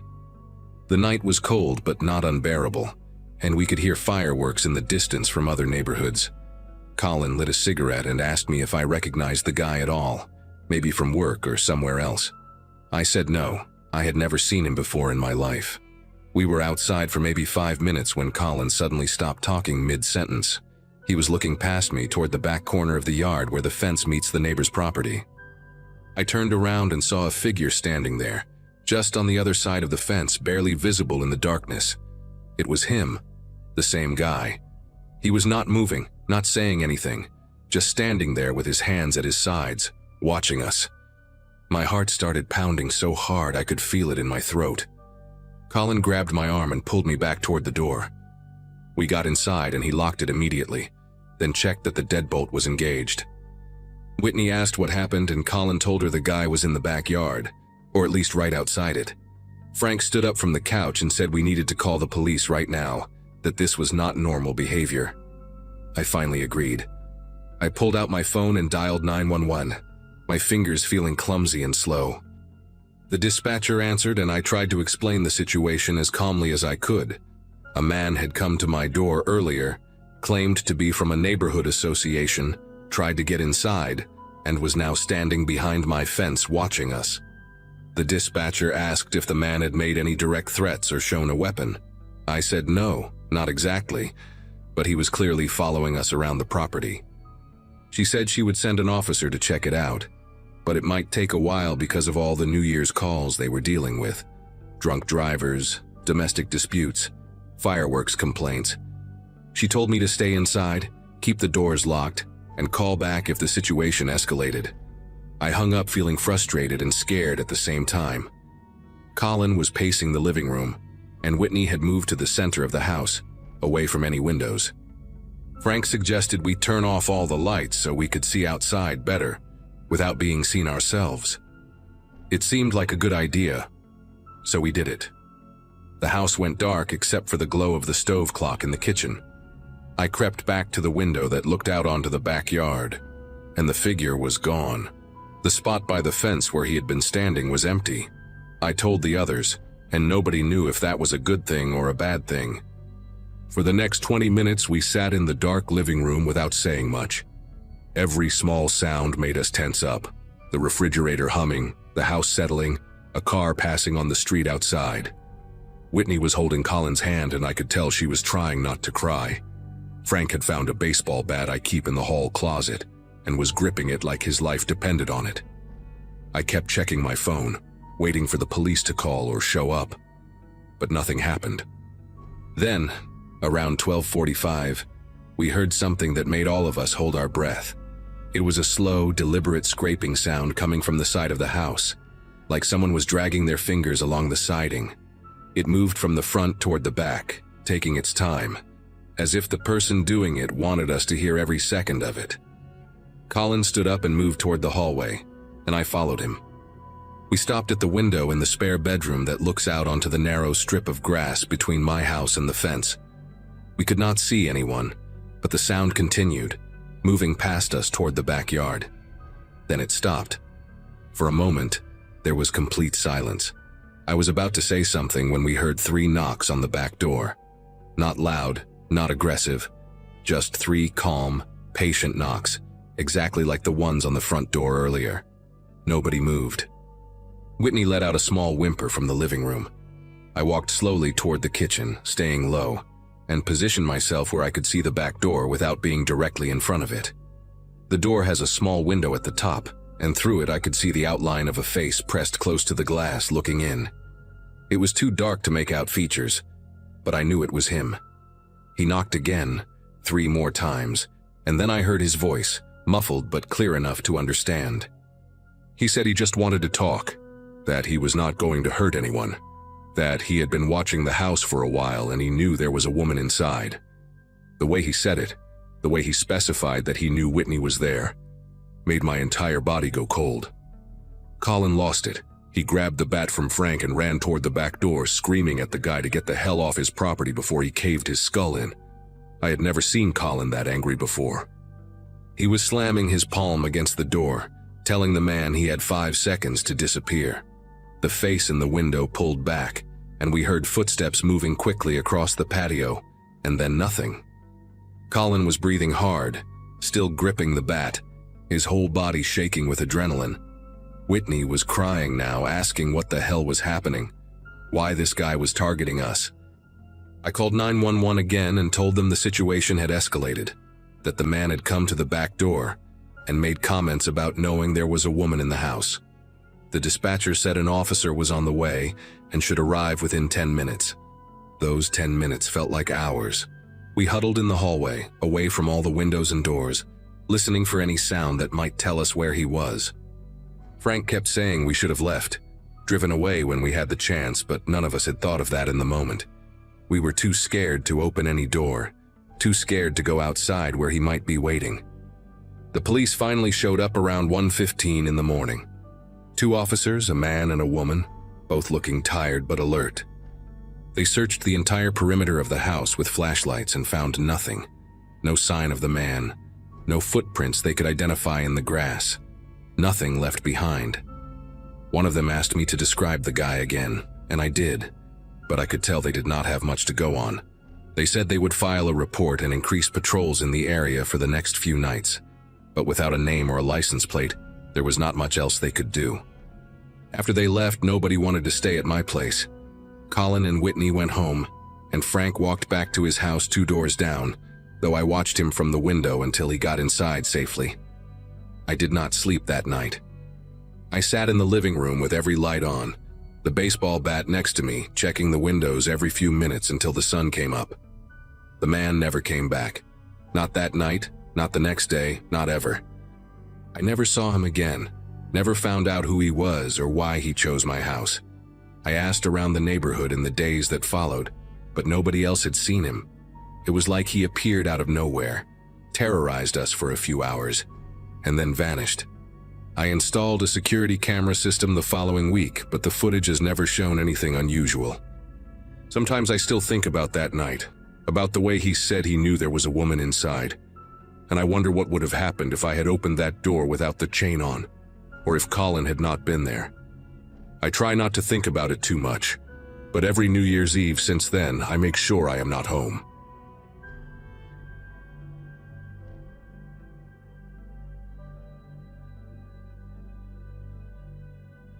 Fireworks had been popping off since 9, and by the time the last one fizzled out over the downtown skyline, my phone showed 1:47 in the morning, January 1st, 2024. I had just turned 24 3 weeks before Christmas, still adjusting to life in a new city, after moving to Austin for a nursing position at a small clinic near the University District. My roommate Chloe had stayed at her boyfriend's place for the holiday, which meant our little duplex on Maplewood Lane would be empty when I got back. The party I'd attended was only a mile and a half away, hosted by a coworker named Iris, who had become something like a friend over the past few months. I could have called a rideshare, probably should have, but the night air felt crisp and pleasant against my skin after hours inside a crowded living room. The neighborhood between her place and mine consisted entirely of quiet residential blocks, the kind with neatly trimmed hedges and porch lights left on all night. I figured the walk would take 20 minutes at most, and the streets would be full of people heading home from their own celebrations. The first 10 minutes proved me right. Small groups wandered past, laughing and calling out to each other, some still holding champagne bottles and sparklers that had burned down to the handle. I passed a couple kissing against a mailbox, an older man walking a golden retriever, a cluster of teenagers taking selfies in front of someone's elaborate yard decorations. My heels clicked against the pavement in a steady rhythm, and I kept my purse tucked close to my side out of habit rather than genuine concern.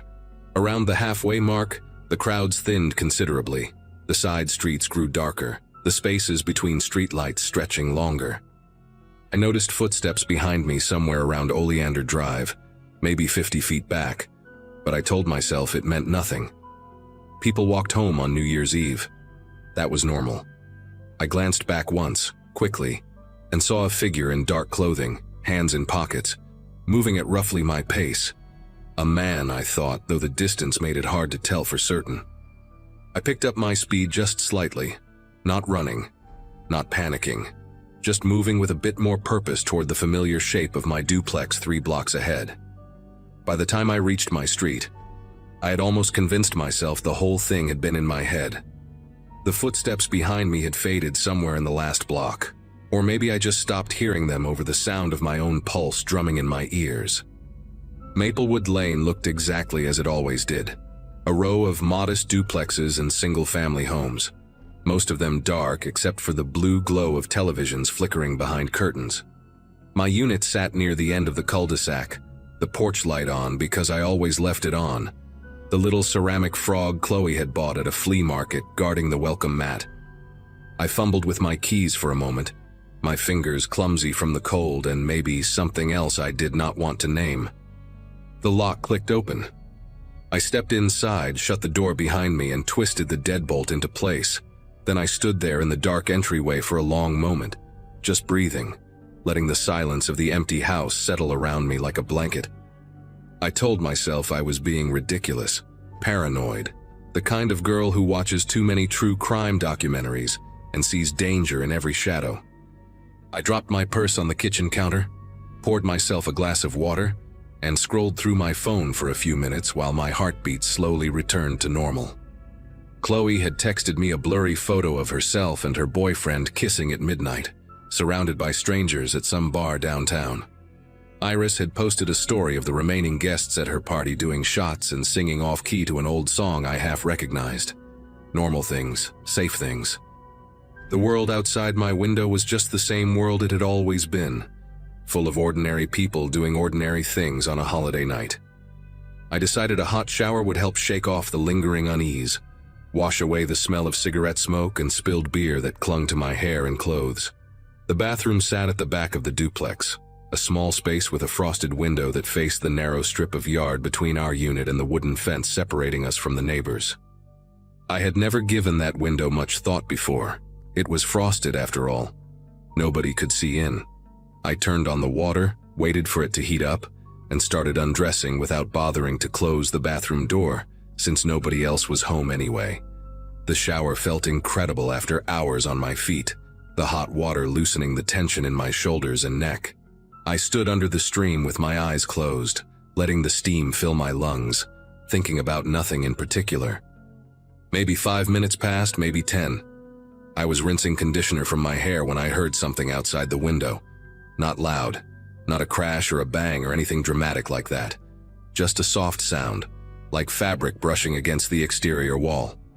I turned off the water and stood completely still, dripping onto the tile floor, straining to listen. For a few seconds there was nothing. Then I heard it again, a faint scraping noise, like someone shifting their weight on gravel. The strip of yard outside that window was covered in small, decorative stones. Chloe and I had complained about them a dozen times because they got tracked inside whenever we used the back door. I knew exactly what those stones sounded like when you stepped on them. And someone was stepping on them right now, just a few feet from where I stood naked and dripping in the steam-filled bathroom. I did not scream. I did not make any sound at all. My body seemed to understand before my brain caught up that making noise would be the wrong move, that alerting whoever was out there to my awareness might change the situation in ways I could not predict. I grabbed my towel from the hook and wrapped it around myself with trembling fingers, my eyes fixed on that frosted window. The glass was thick and textured, impossible to see through clearly, but I could make out the vague shape of the fence posts and the dark outline of the neighbor's roof beyond. Nothing else. No figure, no movement, no shadow that did not belong. I stood there for what felt like an eternity, barely breathing, water pooling around my feet and soaking into the bath mat. Then I saw it, a pale glow appearing at the lower edge of the window frame, faint and bluish, the unmistakable light of a phone screen. It hovered there for maybe 3 seconds before disappearing. Someone was standing outside my bathroom window in the middle of the night, and they had just checked their phone, or taken a photo, or done something that required looking at a screen. The realization hit me like ice water flooding my veins. I moved without thinking, pressing myself flat against the wall beside the door, as far from that window as the small bathroom would allow. My phone was in the kitchen, sitting on the counter next to my purse where I had left it like an idiot. The bathroom had no lock on the inside, just a simple door that swung shut but never latched properly, one of those minor annoyances Chloe and I kept saying we would ask the landlord to fix. I forced myself to breathe slowly, quietly, trying to hear past the pounding of my own heart. The stones outside crunched again, softer this time, and then there was nothing. Complete silence.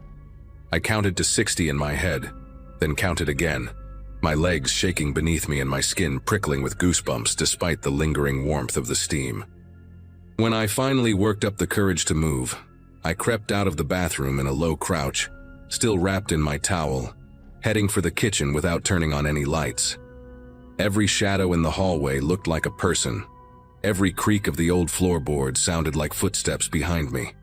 I reached my phone and immediately dialed 911, whispering into the receiver as I crouched behind the kitchen island with my back pressed against the cabinets.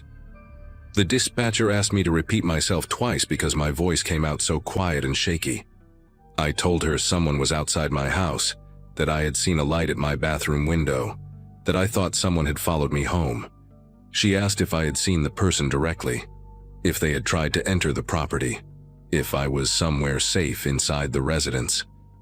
I answered no, and I think so, feeling stupid and hysterical and terrified all at once.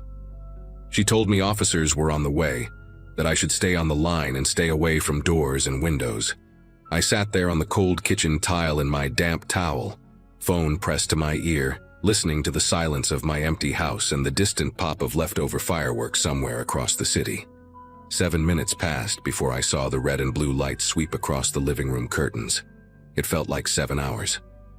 The dispatcher told me the officers were approaching the front door and that I could let them in when I heard them knock.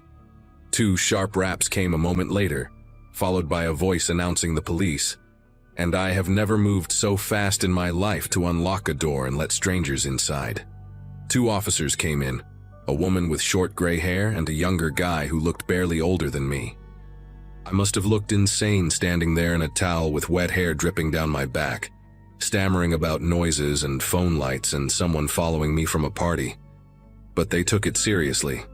The woman, Officer Dunlap, according to her name tag, asked me to show her which window I meant while her partner went outside to check the perimeter. I led her to the bathroom and pointed at the frosted glass, feeling embarrassed now, wondering if I had imagined the whole thing or blown some innocent noise out of proportion. She shined her flashlight through the window from the inside, illuminating nothing but the dark yard beyond, and I started mentally preparing an apology for wasting their time on New Year's Eve. Then her radio crackled, and the younger officer's voice came through, tight and clipped. He said he needed her outside, east side of the property, and something in his tone made both of us go still. Officer Dunlap told me to stay inside and lock the door behind her, which I did, watching through the kitchen window as their flashlight beams swept across the narrow strip of yard between my duplex and the fence. They found footprints in the decorative stones, a clear trail of them leading from the back corner of the property to the spot directly beneath my bathroom window. The stones had been disturbed in a rough circle there, pressed down and scattered like someone had stood in that exact spot for a while, shifting their weight back and forth. Officer Dunlap showed me photos on her phone after they finished documenting everything, and I recognized the pattern immediately. The same soft crunching sound I had heard, the same restless movement of someone waiting. But that was not the worst part. The worst part was what the younger officer found near the fence line, half hidden in the shadow of an overgrown bush. A cigarette butt, still fresh, the filter stained with something dark that might have been lipstick or might have been blood. And next to it, pressed into the soft dirt beneath the bush, a knee print. Someone had knelt there in the darkness beside my fence, watching my house for long enough to smoke an entire cigarette down to the filter. The officers asked me again about the person I'd seen following me, what they looked like, how tall, what they were wearing. I could barely remember anything useful. Dark clothes, average height, hands in pockets. It could have been anyone. It could have been nobody. But someone had followed me home and waited outside my window, and I had no idea why. The officers stayed for almost an hour, taking my statement and checking every door and window in the duplex. Officer Dunlap gave me her card and told me to call if I noticed anything else, if I saw anyone unfamiliar around the property, if I remembered any other details about the figure on the street. She also suggested I stay somewhere else for the night if I could, just to be safe. And something about the way she said it made me understand that she was more worried than she was letting on. I called Chloe the moment they left, and she answered on the second ring, her voice thick with sleep and confusion. When I told her what happened, she went quiet for a long moment before telling me to pack a bag and come to her boyfriend's apartment immediately. I threw on clothes without really looking at what I grabbed, stuffed some things into my backpack, and ordered a rideshare with trembling fingers. The whole time I kept glancing at the windows, expecting to see a face staring back at me from the darkness, expecting to hear those soft footsteps on the gravel again. The car arrived in 4 minutes, and I practically ran out the front door, locking it behind me and climbing into the back seat without looking back at the house. I stayed at Chloe's boyfriend's place for 3 nights before I felt ready to go back to the duplex. We installed motion sensor lights in the backyard that same week, and Chloe's boyfriend helped us put a lock on the bathroom door and a secondary deadbolt on the back entrance. I started carrying pepper spray in my purse, and I never walked home alone after dark again, not once, not even for a few blocks. The police never caught whoever it was. They increased patrols on our street for a couple weeks, and one detective called me in late January to ask if I had noticed anything suspicious since then. But there were no leads, no suspects, no answers. Sometimes I wonder if it was random, if I just happened to be walking alone at the wrong time and caught the attention of someone dangerous. Other times I wonder if they had been watching me before that night, learning my patterns, waiting for an opportunity. I still live in Austin, still work at the same clinic, but I moved to a different apartment complex last spring, one with security cameras in the parking lot and a doorman at the front entrance. I sleep better now than I did in those first few months after New Year's. But every once in a while, when I come home late from a shift and the street is quiet and empty, I catch myself checking behind me, counting the footsteps, listening for the sound of someone matching my pace in the darkness. Some part of me is still back there on Maplewood Lane, standing in that steam-filled bathroom, watching a pale blue light appear at the edge of my window and knowing with absolute certainty that I was not alone.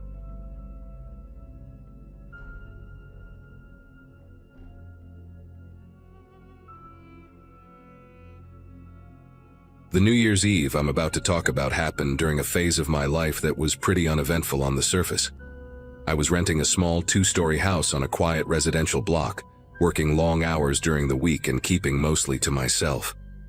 That night, my plan was simple: stay home, watch the fireworks from the upstairs window, maybe drink a beer or two, and be asleep shortly after midnight. I'd lived on that block long enough to recognize every porch light and every familiar car, so there was a false sense of safety baked into the routine. Everyone was excited for the countdown. Kids were running up and down the sidewalks, and the air already smelled like smoke from early fireworks. It felt like one of those nights where nothing out of the ordinary could possibly happen. As the evening went on, the neighborhood grew louder in waves. Fireworks popped in uneven bursts, car alarms chirped and died, and people shouted greetings across the street, like they were all part of one big shared moment. I remember standing in my kitchen around 10, rinsing a glass, when I noticed how often headlights were slowing near my house. At first, I brushed it off as people looking for parking spots or pulling over to let others pass. Still, there was a pattern to it that stuck in my head, the way the engines idled just a little longer than necessary before moving on. I told myself I was overthinking it, the way you sometimes do when you're alone and the night stretches out too quietly between explosions. Closer to midnight, I went upstairs to my bedroom, which faces the street. From there, I could see almost the entire block lit up by flashes of color, reds and greens bouncing off the windows and cars. I leaned against the frame and watched silhouettes move between houses, neighbors drifting from one yard to another with drinks in hand.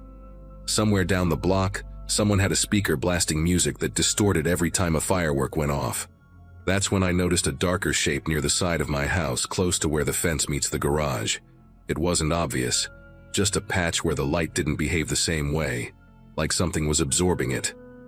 By the time another firework burst overhead, the shape was gone. Midnight hit in a blur of noise so intense it felt physical, like pressure against my chest.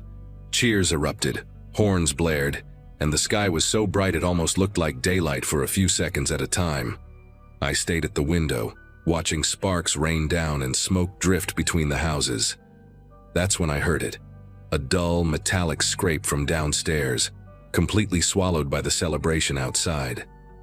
Wasn't loud enough to stand out, but it was distinct, wrong in a way that didn't match the chaos of fireworks. I stood there, frozen in place, listening hard while the neighborhood screamed its way into the new year, unaware that something else was happening right inside my house. I waited until the noise outside dipped just enough for my ears to separate sounds again. Downstairs, there was a pause, followed by a faint click, like someone testing something gently instead of forcing it. My heart was racing, but my body felt heavy, like it didn't want to cooperate. I stepped into the hallway and eased my bedroom door open, careful not to let the hinge complain. From the top of the stairs, I could see the front door area lit only by the blinking glow of fireworks sneaking through the curtains. Everything looked normal at first glance, but there was a tension in the air that made my throat dry. I remember thinking how surreal it was that people were hugging and celebrating outside, while my house felt like it was holding its breath. I crept down a few steps and noticed the front door handle was angled slightly downward, not fully at rest. That alone made my pulse spike because I'm obsessive about checking locks, especially on nights like that. I stood there listening, counting my breaths, trying to decide if I was imagining things. Then I heard it again, softer this time, like fabric brushing against wood near the door frame. Whoever it was moved slowly, deliberately, counting on the noise outside to cover every mistake. Fireworks cracked overhead, bright enough to cast shadows through the window, and in those brief flashes I saw the outline of a shoulder pulling back from the door. I backed up without thinking, my foot brushing the stair rail hard enough to make a faint tap. For a split second, everything stopped. The sounds outside continued, but inside the house there was absolute stillness. I stood there halfway between floors, barely breathing, waiting for something to happen. Then the front door handle returned to its normal position, slow and careful, as if whoever touched it didn't want to leave a trace. A moment later, I heard footsteps retreat across the porch, light and controlled. I rushed back upstairs and locked myself in the bedroom, phone clenched in my hand, staring at the door while the sky outside exploded in color. The celebration felt mocking now, like the world was laughing at how close something bad had come. When things finally quieted down, I didn't sleep. As dawn crept in, I worked up the nerve to check the house. The front door showed fresh scratches around the lock, thin lines that caught the light when I tilted my head just right. Outside, the fence gate was unlatched, and muddy shoe prints led from my yard toward the next house, then vanished on the sidewalk. A few hours later, neighbors started talking. 3 homes on the same block had signs of attempted entry, all during the loudest moments of the night. Someone had moved methodically from house to house, using fireworks and cheers as camouflage. I changed my locks that week and installed cameras. But the part that stays with me is how easy it was for someone to blend danger into celebration, knowing exactly when no one would be paying attention. Later that morning, once the street looked normal again, I walked the block with a couple of neighbors I trusted. We compared notes quietly, pointing out scuffed paint, bent screens, and the same kind of shallow marks near door locks. One house had a side window where the latch had been tested and left just slightly crooked. Another had a garage door that hadn't been forced, only nudged enough to see if it would give. The pattern was unsettling because it showed patience and planning, not desperation. Whoever did it wasn't in a hurry. They were confident the noise and lights would protect them. Standing there in daylight made the whole thing feel even more invasive, like our routines had been studied. By early afternoon, a patrol car rolled through, slow enough to notice everything, and fast enough to remind us there wouldn't be immediate answers. I explained what I heard and saw, careful to be precise about sounds, timing, and where the marks were. The officer nodded a lot and wrote things down, saying these nights were prime opportunities because people assume danger takes a holiday. It was strange hearing it framed that way, so calmly, when my nerves were still buzzing. After they left, the block went quiet again, the kind of quiet that follows something loud and ugly. People retreated indoors, doors closed earlier than usual, and conversations stayed short. That evening, I replayed the night over and over, noticing details I'd brushed past before. The way the headlights lingered, the way the shadows shifted near my fence, even the fact that my porch light had burned out days earlier, something I hadn't bothered to fix. All of it added up to a lesson I didn't want but couldn't ignore. I spent the next few days making changes that felt small but mattered. Motion lights, reinforced strike plates, better habits about checking the perimeter before settling in. None of it erased what happened, but it gave me back a sense of control. Nothing else happened on our block after that. No arrests, no explanations, just the quiet agreement that we'd all been lucky. New Year's comes around every time and people still celebrate the same way. Eyes turned skyward at midnight. I do too, but I keep one ear tuned to the house now, aware of how thin the line is between noise and cover. That night taught me that distractions don't just steal attention, they invite the wrong kind of patience. It ended without anyone getting hurt, and for that I'm grateful, even if I still check my locks twice when the fireworks start.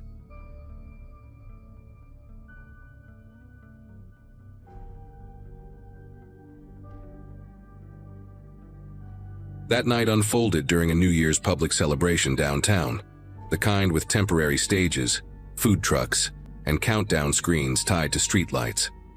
I was living in a small apartment a few blocks away, sharing the place with two friends, and life felt steady back then. Busy jobs, late dinners, and that fragile optimism people carry into a new year. We met a couple of friends at the event. Nothing wild, just drinks in paper cups and talking over music that bled into every street. When the fireworks ended and people surged toward the main avenues, we decided to walk back together instead of fighting the crowd. The idea was simple: cut through quieter blocks, get home faster, crash. I remember feeling relaxed, slightly buzzed, and ready to be indoors. None of us were in a rush, and that calm would make the shift later feel even sharper. The moment we turned onto the first side street, the city changed its tone. The music dulled into a distant thump, and the laughter became scattered, like it had holes in it. Our group stayed tight, shoes scraping against pavement littered with confetti and crushed cups. Streetlights were spaced farther apart here, each one creating a pool of yellow that felt isolated rather than comforting.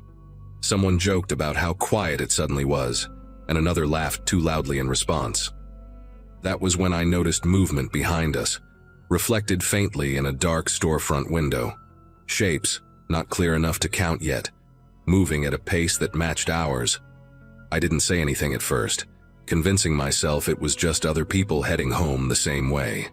As we walked, the awareness wouldn't leave. I glanced back more directly this time and caught several figures trailing us, spaced out, careful not to bunch together. They didn't shout, didn't close the distance, didn't even look hurried. Their presence was defined by restraint, which somehow made it worse. When we crossed an intersection and took a sharper turn than necessary, I listened for footsteps changing rhythm behind us. They did. The sound echoed a beat later, delayed but intentional. One of my friends whispered my name, asking if I saw them too, and that confirmation snapped the last thread of denial. We weren't imagining it, and we weren't alone anymore in the way we wanted to be. We picked up our pace, not running, just enough to test the situation. The figures responded without hesitation, adjusting speed with us, still keeping that measured gap. Light from the next block looked thinner, and the buildings grew taller, squeezing the street into a narrow corridor. When we veered toward what should have led back to a busier road, the figures spread slightly, forcing us to stay straight instead. That was the instant the pattern clicked into place. This wasn't random overlap or coincidence. It was guidance without words.